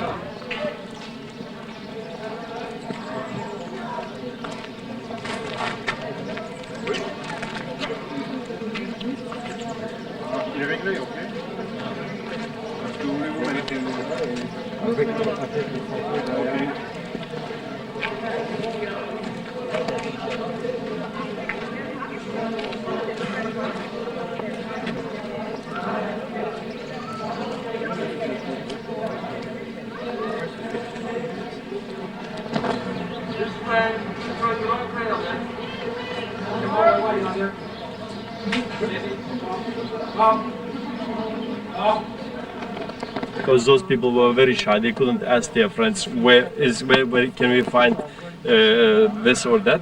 This left foot you do see here means that this is this direction, and it is left foot, and showing this direction means this direction on the left hand side. And there is, what do you see? Where on this left hand side? This rectangle means the corner, left corner. Is it clear enough? Left corner over there. You find there women. Woman you can find over there. What kind of woman? A heart full of many loves. Is it enough?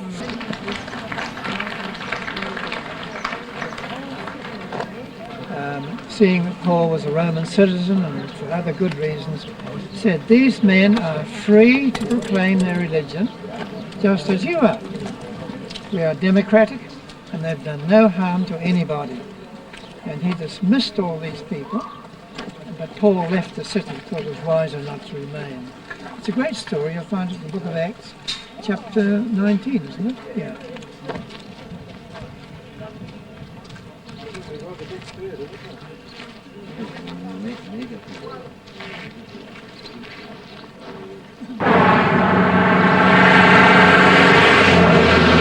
Just in here to have lunch today.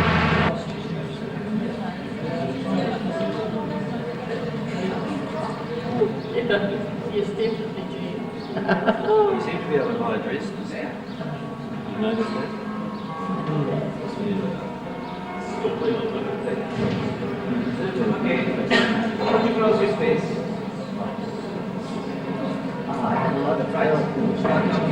Smyrna is another great Roman city, but unfortunately the present buildings are all sitting on it. We can't do much about knocking these places down. So I'm afraid that there's very little to be seen. There's a little bit in the concert park, but very little indeed. And Mount Pagos, which is the highest point you'll see later, Mount Pagos, at one time there was a golden mile, they called it, going up there with beautiful temples rising one after the other.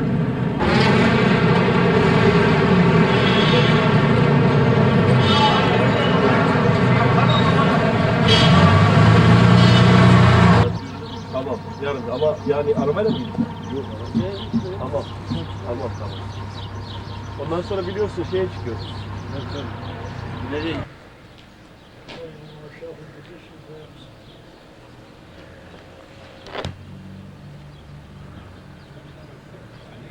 Here we are at Sardis, It used to be a very, very rich city, and the minting of coins had its origin inside it. So it was extremely wealthy. And here we are wandering around and through these various ruins, and we're coming through here Look at this one. to the ruins of a 12th century Byzantine This is basilica twice as good. with very, very beautiful columns stretching right up, and lovely carvings and hieroglyphics and signs right up high.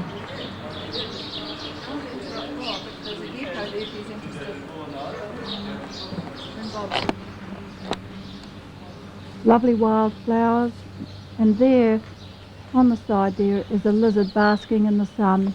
These were quite common in all these areas. Lots of us are just walking around here in this large field looking back to the impressive basilica in its usual beautiful red colour.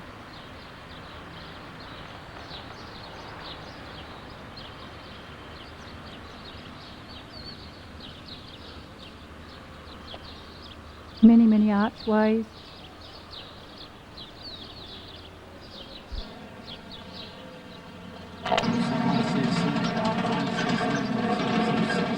This is the synagogue according to Ian. See, there's some mosaics down the other end.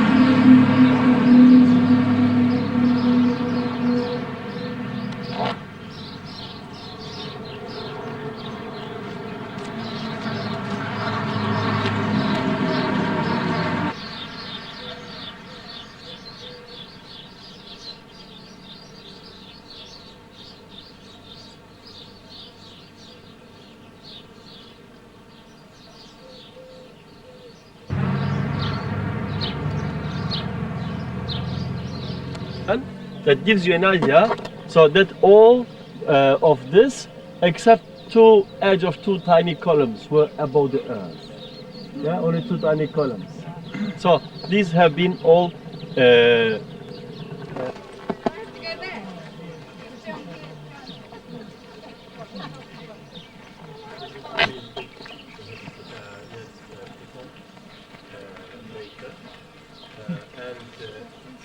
except some of them were still standing.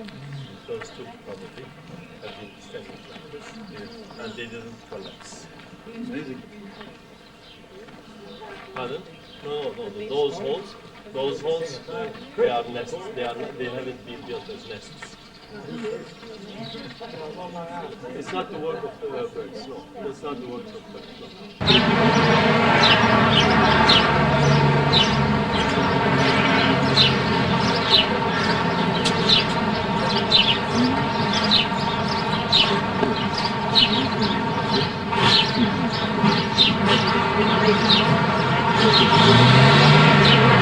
Now I've got to go. Well, the old saying is, when you got to go, you've got to go.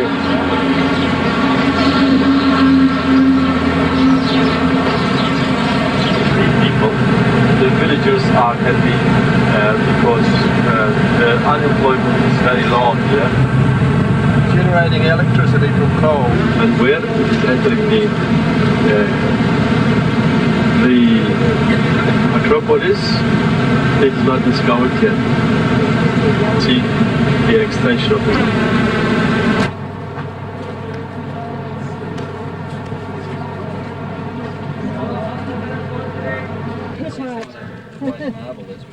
Well, I would like to remind you,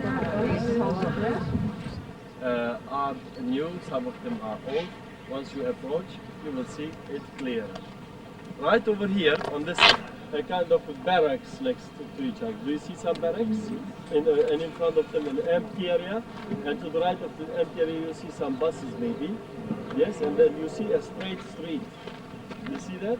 That is the straight street leading to the health center of Bergamo, which was called Asclepion.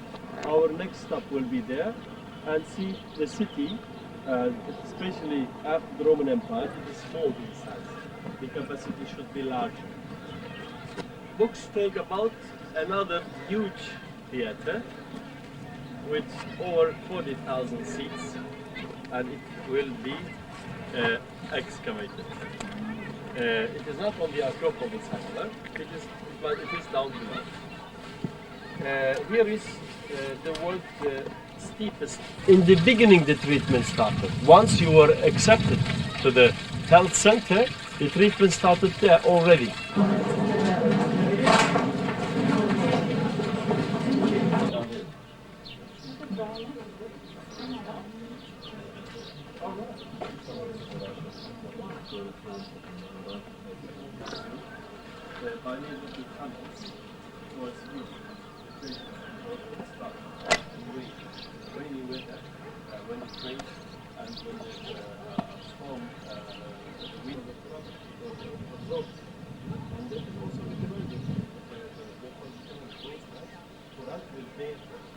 Well, you're going right up the hill, Bob? Yeah. This is the road in to this 2nd century medical facility.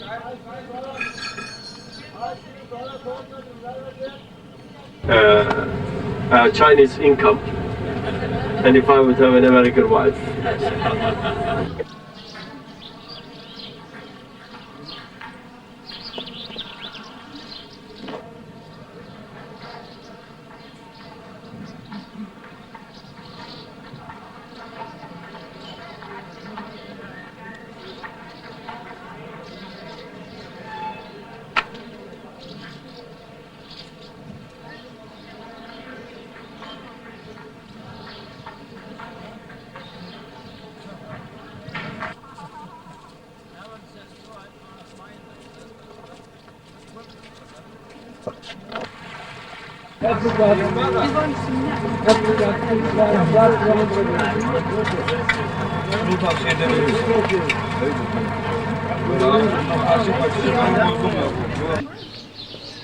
Our lunch stop at Assos. So we ate our lunch and then off we set up this high steep climb. Very interesting, with great views and more little shops and markets. At the top, a mosque, and we were allowed to go in.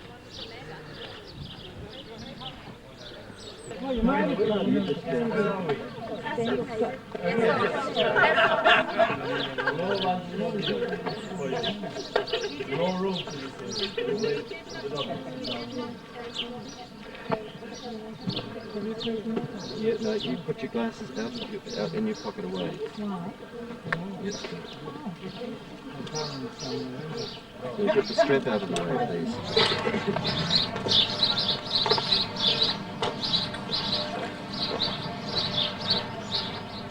The old original Roman road.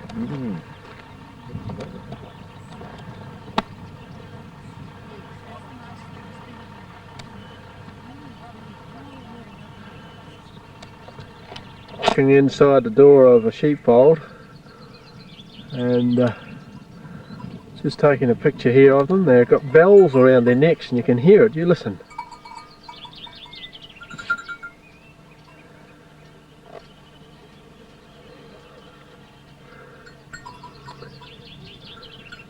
Round building, rocks, with a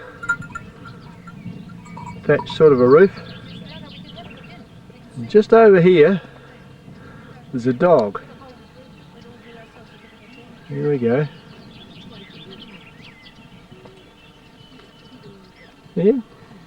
He just gave a little bark as I came over the fence to have a look at these sheep, but he's laying down there guarding them.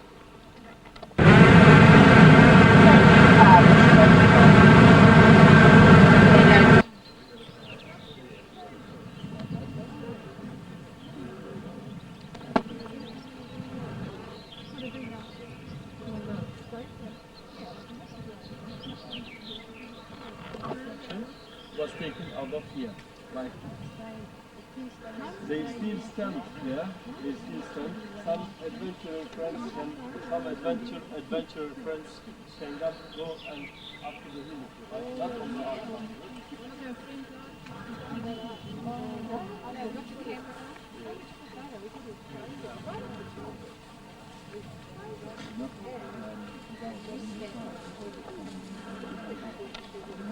You have to interact on this.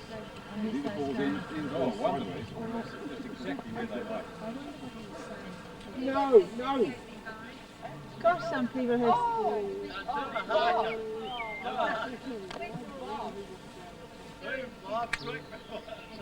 I'm chopping now.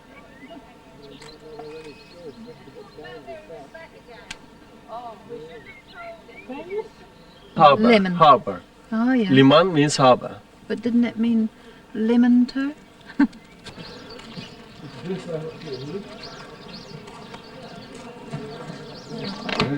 Like you too. Oh, that's well done, Tom. Most impressed. Come on, Betty. That's the idea. That's it. There's Janu. There's That's it. There's Chris. So it's free, like it. That's good. Gillian, one more. Oh, hang on a minute, Jillian. Oh, somebody riding his bike around.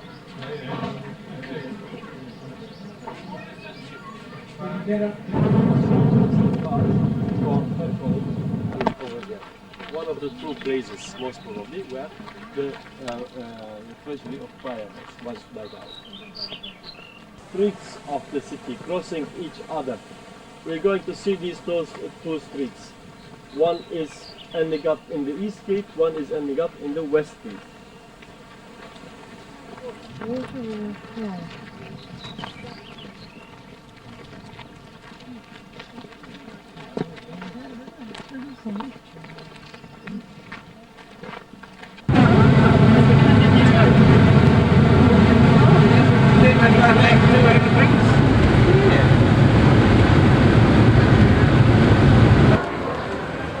Hanakali, on a fine cold day, heading towards the vehicular ferry crossing the Dardanelles, and we're going to travel around Gallipoli.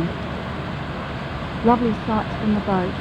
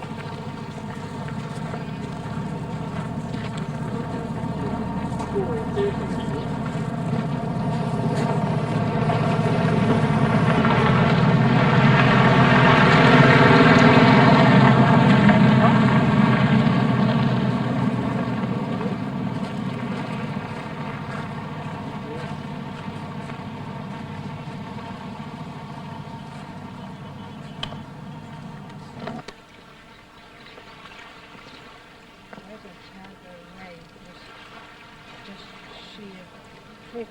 They knew they were waiting for him.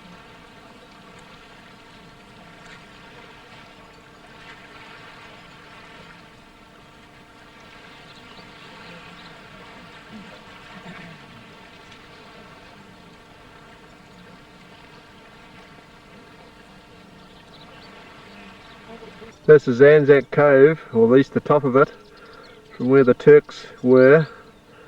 And as we follow down this valley is where our forces ended their lives, many of them. Right at the bottom is where we were before, Anzac Cove.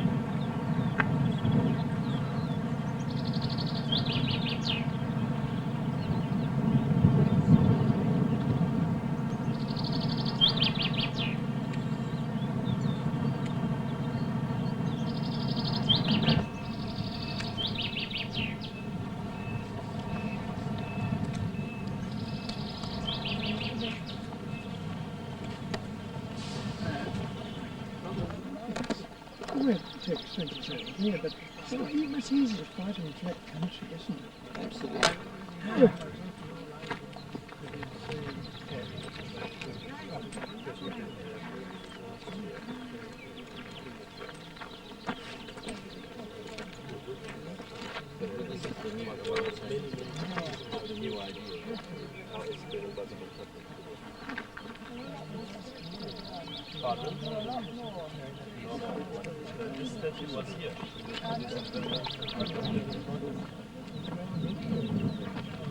Yeah. No, that'll be it there.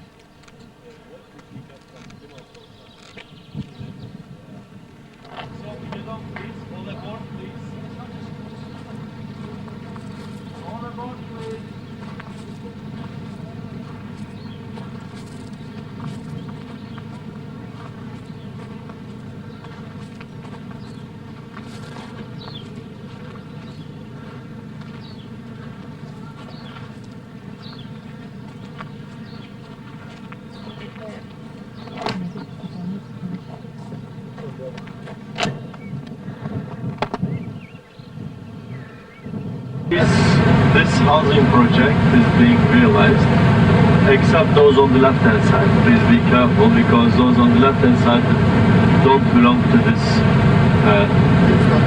compound. Walking all along and guarding, keeping watch. And extension, the width of the inner wall varied between 2 to 4 meters. And the total length of these city walls was about 28 kilometers. Longest city walls in the world, as long as we are talking about city walls. And if we don't consider the China walls as city walls. Here we are in the courtyard of this wonderful mosque of Suleiman Magnificent, the most splendid mosque in the world. Wonderful stained glass windows, really high and really overpowering.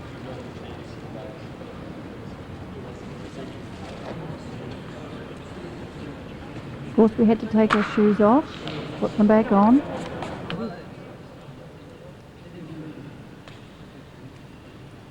up to the high central dome. Very, very impressive.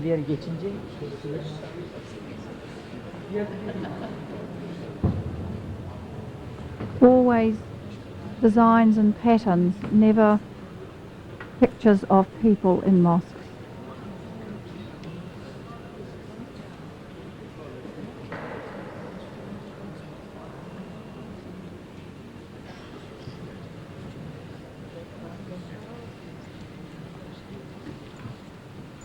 The carpets we're walking on would be hundreds and hundreds of years old.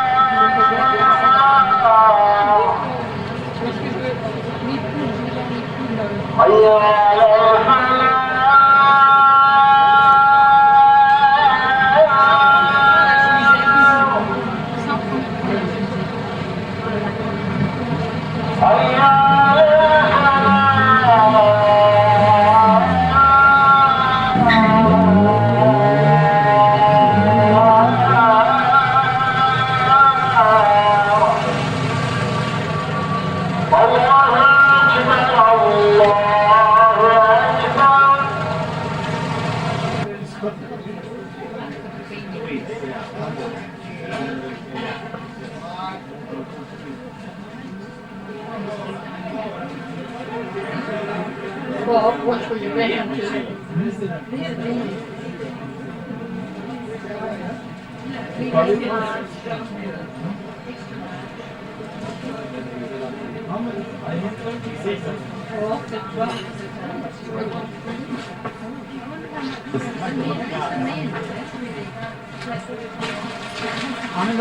Take everything.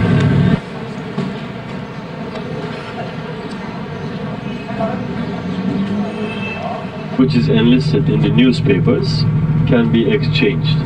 Therefore, there is no black market in this subject.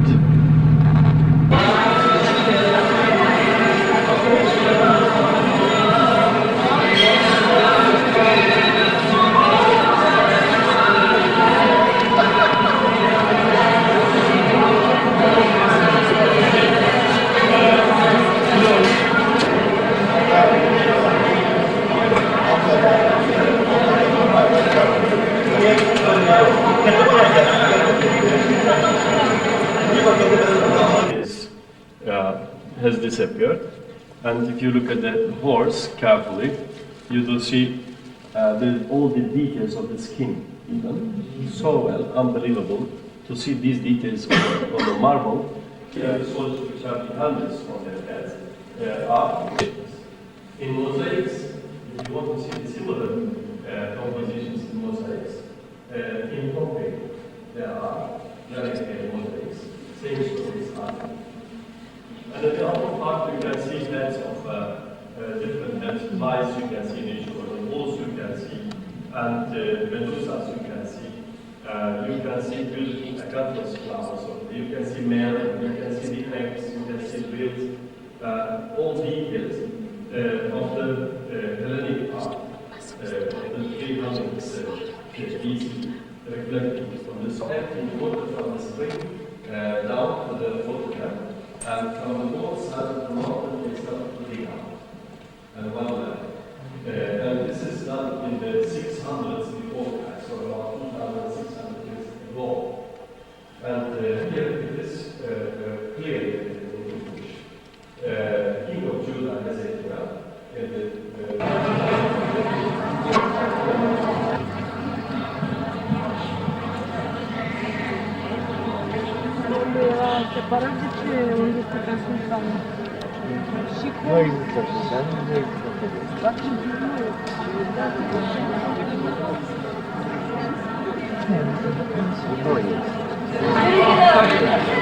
The gentleman, the English one says, "This is my wife." That's it, Kaigi, for instance. And the Arabic says, "This is my harem." Yes, this is my wife. Wife means. Arabic people, depending on which country they come from, they are allowed to marry more than one wife. Therefore, harem, one wife or more wives, same thing. And it also means private, it also means forbidden, the forbidden area. This area was the living quarter of the Topkapi Palace, where the sultans lived, the living quarters. The other sections were all the official sections. And the harem itself consists of few hundred rooms, in fact. Turkish baths, 6 Turkish baths, clinics, hospitals, and swimming pools, schools for the children. Concubines were also educated. They have also private schools, academies, not academies, but detailed schools, around which the people sat cross-legs and they ate during breakfast or meal times. And the queen mother there, one of the concubines, and the other concubine is ready to serve her the coffee. So in this shape she is shown. It becomes cold, but until it gets cold, it takes also a long time. Therefore, marble is used essentially in Roman or Turkish baths. And this was the great hall, entertainment hall it was. This is where the Sultan sat over there. And he watched these kind of entertainments, or different guests were welcomed. A reception was given, or engagement, or marriage ceremonies of the members of the imperial family, or members of the family of the Grand Vizier might have been performed here. The place from the killings of the palace. Vases are, as you can see, some are Japanese, Chinese vases have been used. These candlesticks are of silver oxide, and they must have come from Russia. A clock can be seen here, English clock. 9:05 shows the time when Atatürk died. The roof. The room's called the fruit room because of the pictures of fruit in here.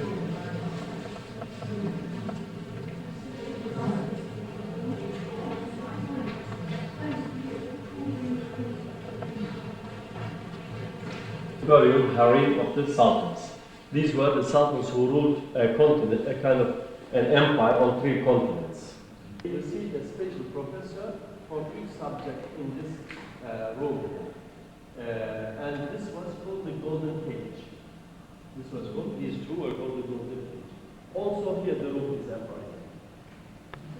Also here is the room of empire. For instance, Sultan Mehmet II. Trying to.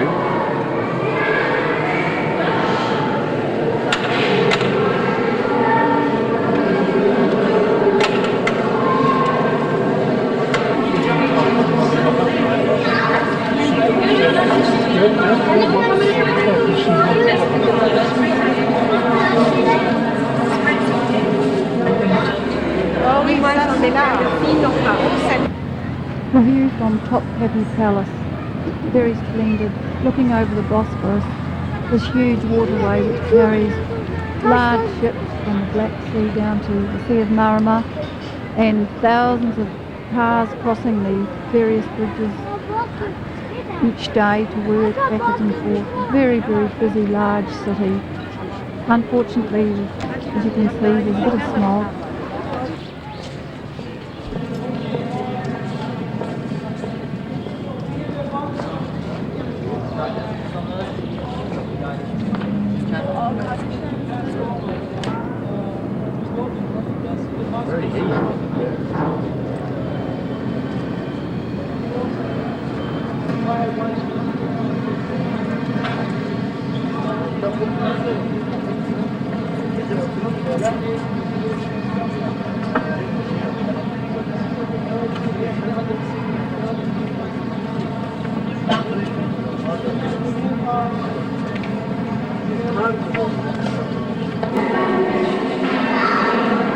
In the Sultan's palace, these are the pots and pans used in the kitchen, bronze mostly. There were about 450 people worked in the kitchens, and they fed daily between 4,000 to 7,000 people, depending on the number in the palace.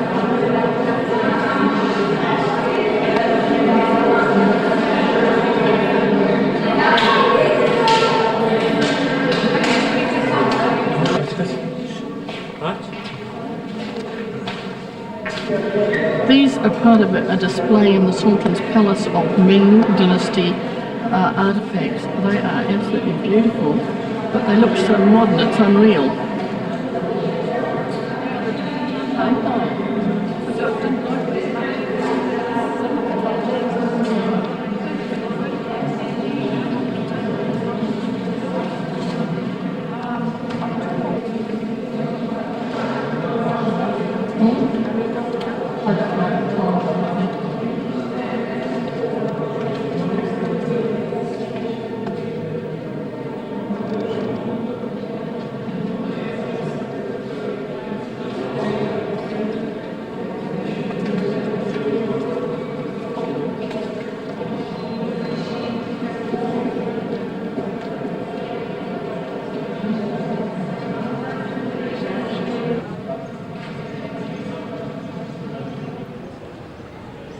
visiting the Blue Mosque today.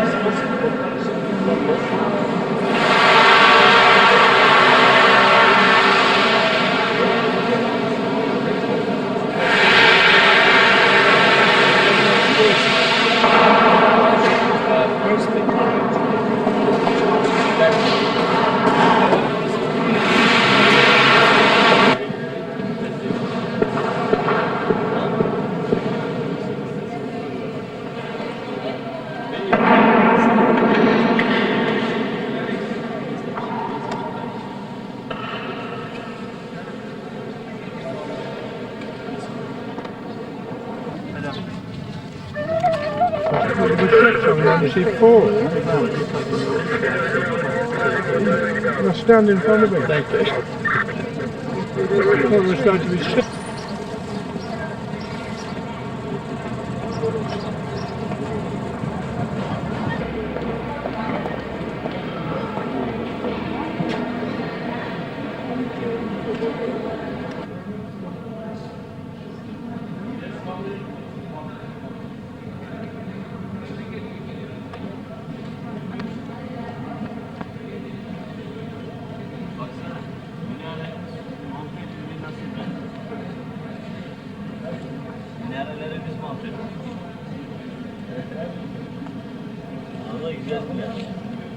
And left hand. And it is written on it, I am the light of the world, peace be with you. And we do see two monograms, excuse me, two monograms on it. On the left, Virgin Mary, on the right, Archangel Gabriel. Do we see anything else? They talk about the 9th century AD, a kind 10th century AD, 900s AD. And those times, there was a king in power, a Byzantine emperor. He didn't have children, actually a son he intended to have, and he didn't manage to have a son. As it was written, that prime minister executed. Remember the city? And it was called Tralles. This architect came from there, and his assistant came from Miletus, Isidorus. We both mentioned both names there. Yes, and they both built this monument within 5.5 years. But Justinian said to the people, to his people, this should be... These most beautiful murals, you can't really clearly see them, but this one is the Madonna and Child. There's others of saints with crosses on.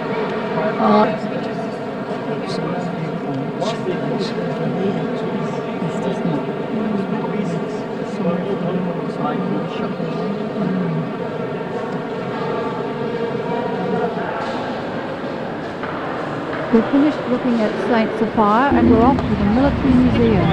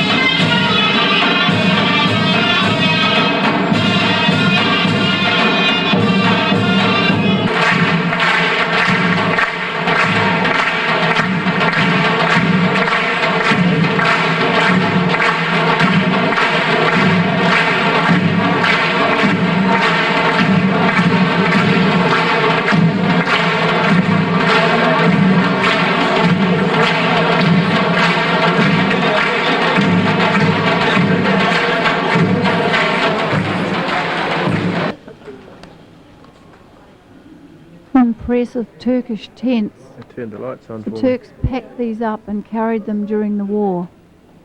Can you imagine it? Highly decorated and huge and heavy.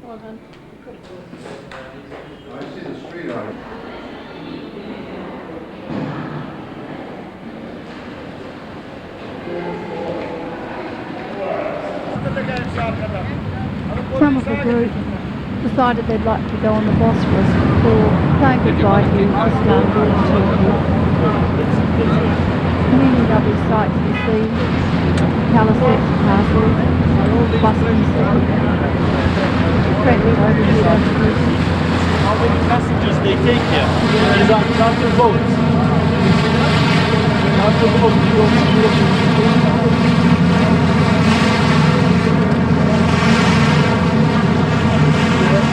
There are 200 people on it. 200. More.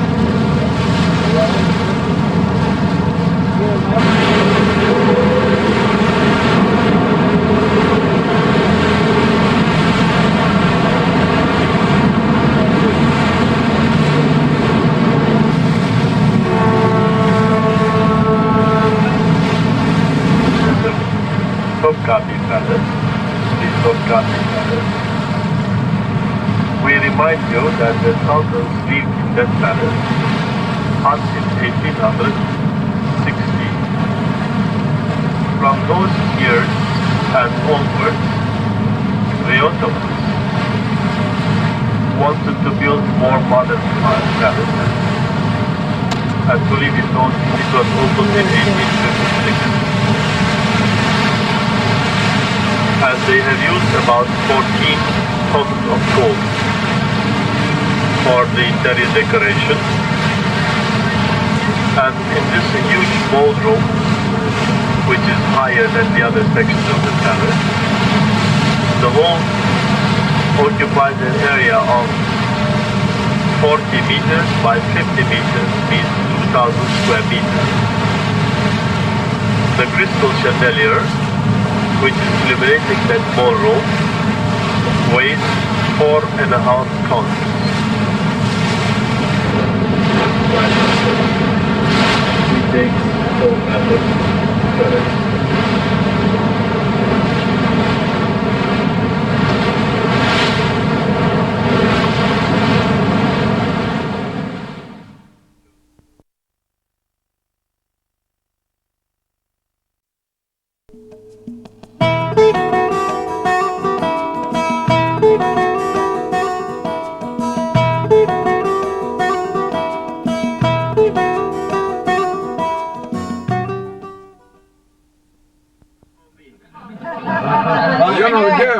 Both of us.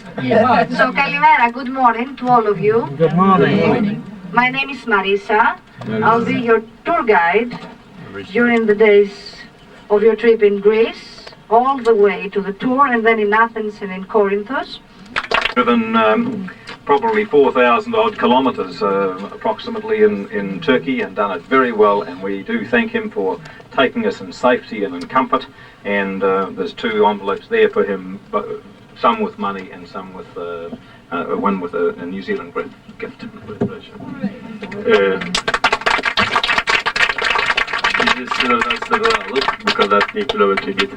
I've ever had, and I've had a few over the years, and there is something there from us, and with our sincere thanks. Yeah.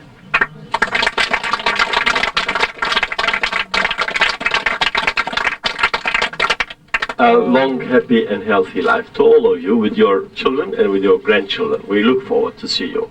Thanks. For Greece. The border bridge. Red and white on the Turkish side, blue and white into Greece. Of course they talk to each other. We don't, you know.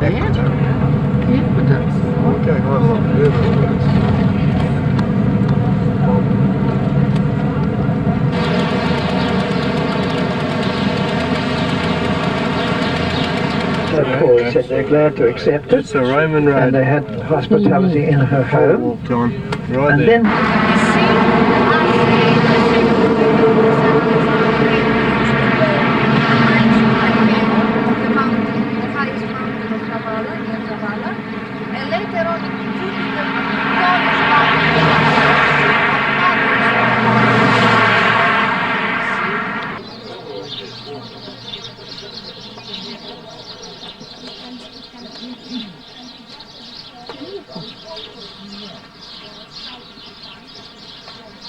But as all the civilizations were human civilizations, let's think of the Greeks, that they supposed to be, and they were indeed the first that they created a European organized civilization. So they choose the best spots to fill their needs for their sanctuaries. All their sanctuaries on the slopes of the hills, all the Acropolis up to the hills. So further away from the cities and the village. The jail where Paul and Silas were imprisoned in, they sang at midnight. In that jail that you see, inside, the theaters are the Roman period theater, but they have a half circular stage.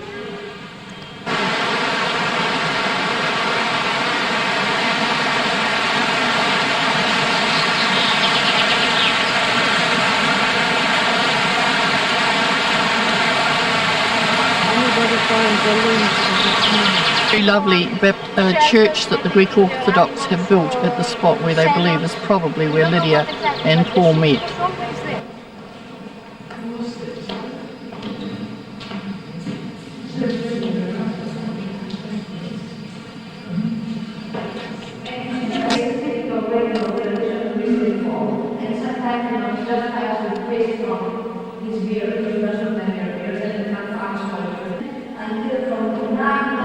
It's not so good without his beard.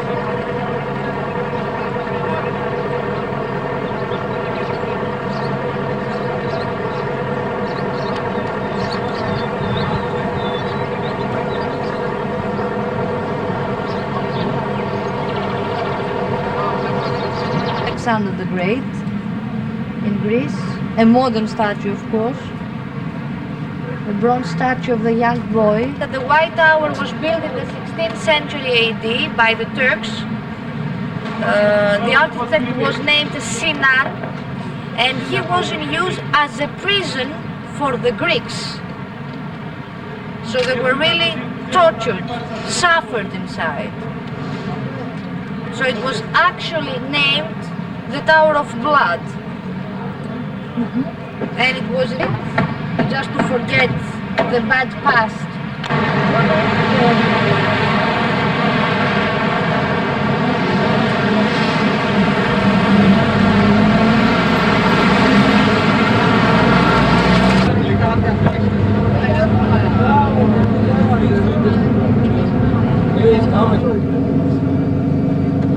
Day or night there? Was it in the day or the night? The valley of Meteora, up at St. Stephan, the first monastery we visited, way up high on a huge rock pinnacle. With the flowers, and everyone has to make the washing or the cleaning. So they know that when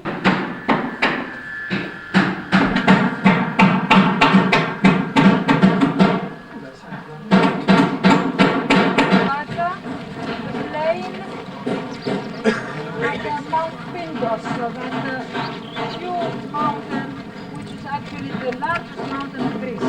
We had the Greek Albanian. Just taking a look at the hotel where we're going to stay tonight. On this side or the other side?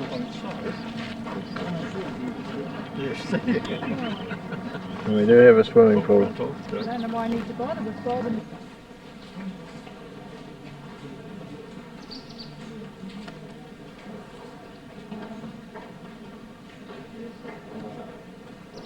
Yeah,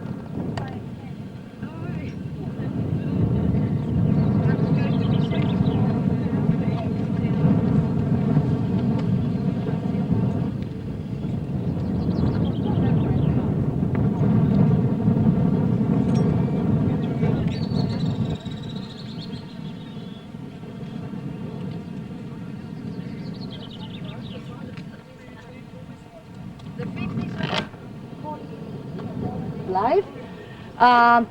Athanasius was the one that baptized the rocks, so until the 14th century AD they were known as rocks. Again, the emblem of Constantinople, of the Orthodox Eastern Church, Kalos Ifrate, that means welcome, Kalos, welcome, and we can start our way up, and as we walk up, notice the kind of the rock. I repeat that there is a theory proposed by the geologists that once upon a time, during the Tritogenic period, 3 million years BC, this part of the world, of Greece, was covered by the sea. The Thessalic Valley was a huge lake. Don't be too proud.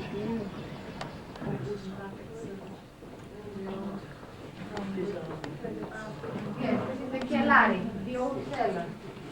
We have the name? Yes, we are allowed. Well, we are not allowed, it's written private. Yeah, it's a real wineskin.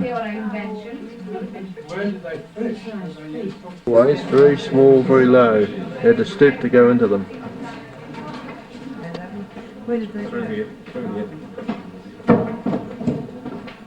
What is that, did you say? A washing vessel. So they clean themselves their clothing, so you just, wash it here. We call it a washing board, a scrubbing board. Yeah. It's nuns' bedrooms, doorways, very small, very low. You had to stoop to go into them. Where did they go?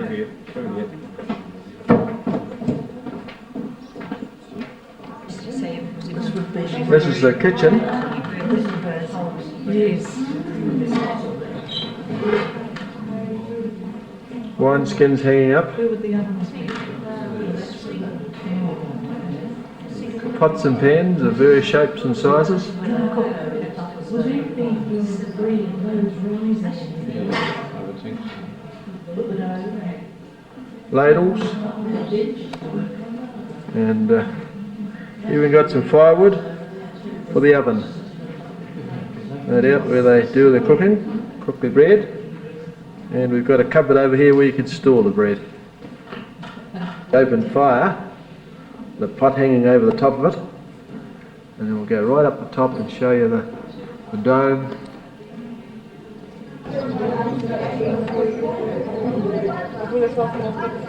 Okay. Leaves his shirt behind. We're looking right at the top of this monastery of Metamorphosis, right at the top of the outside of the dome. It looks right up into the sky, and it's even above the natural rock that is surrounding it on this great plateau of stone high up in the valley. There are more of them, but no, they're on the rock.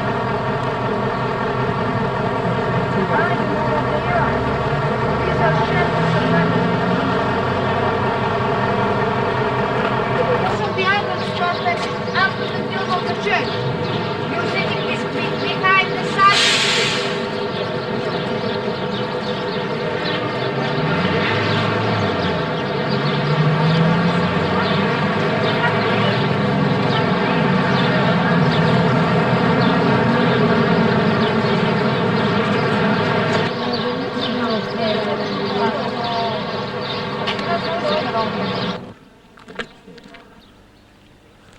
The ancient city of Delphi, way up on a very acute angle, way up in the mountains there, with a beautiful view right over the Gulf of Corinth, and way down below us, thousands and thousands and thousands of olive trees in the valley, and then viewing the various ruins and columns of this huge area perched really precariously up on the cliff on the slopes of Mount Parnassus. There was the amphitheatre and the treasury, the stadium that way up at the top that some of us rushed up to in really dreadful heat, but we made it. All in all, really, really tremendous place to be in. Very safe for the people in those days, because right round the back in a huge sort of semicircle with these impressive, impenetrable mountains that nobody could have climbed up over the back. Here's the stadium here, right at the top.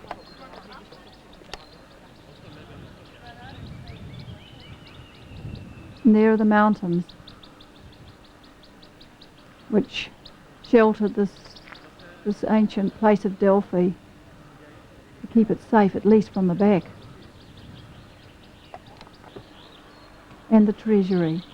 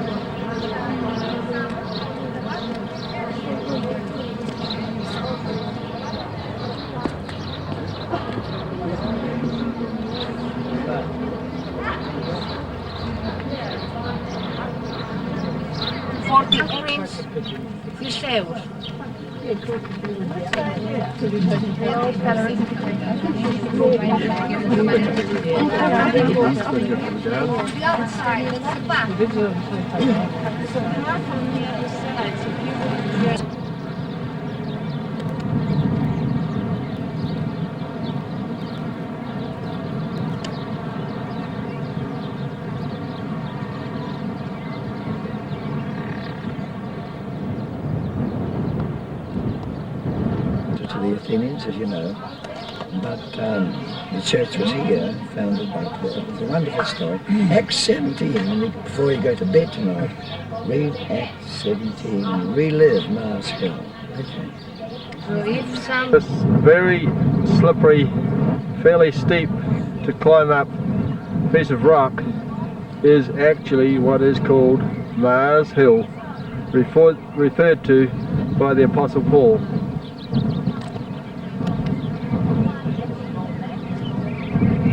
Of Philopapos, in front of us the hill of the Acropolis. The only way to reach the Acropolis was the western side, so we are facing the monumental entrance, the famous Propyle. Notice in Propyle, up to a natural rock, the little Ionian temple of Goddess Athena.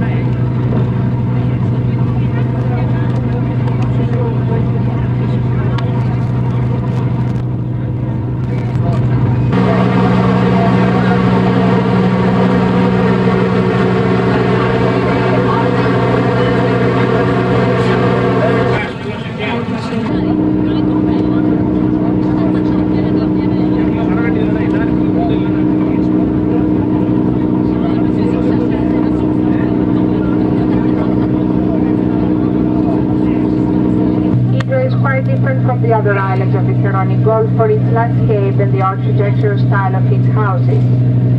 We inform passengers that the ship è tutto diverso dalle altre isole del Golfo Saronico per il suo paesaggio e per lo stile caratteristico delle sue abitazioni. E forniamo il signorismo a 14h15. Les passagers sont priés d'être reçus à bord pour 5 minutes avant la partie del Golfe.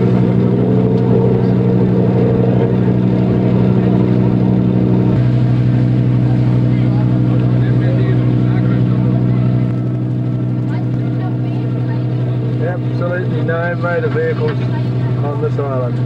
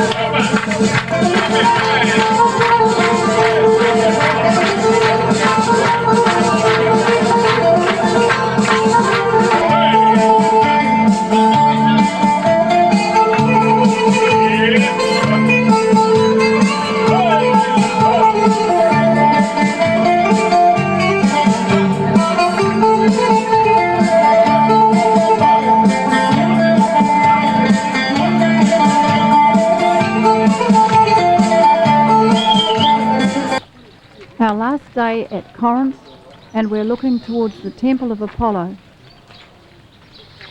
Group of people here we just heard singing across this Corinthian area. They're singing how great thou art.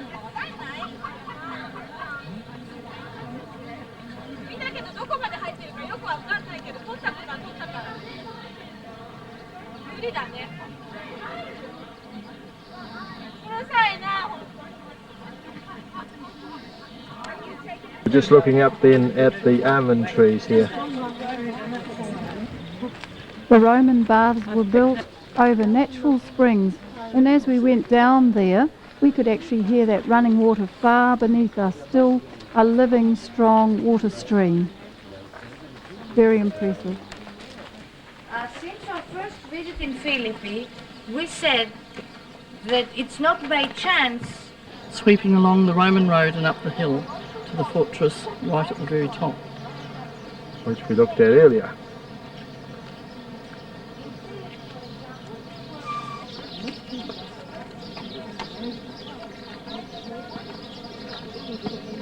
This is the main street, isn't it? Yeah. We leave Corinth to see the famous Corinth Canal, which Nero began in Roman times, and it was completed in 1883. The canal is 6 kilometres long and 23 metres, and it's cut from solid rock. It's a wonderful shortcut for shipping. Travelling back to Athens along the highway, we are heading from there, from the airport to Amman, and the next day to London to finish our journey.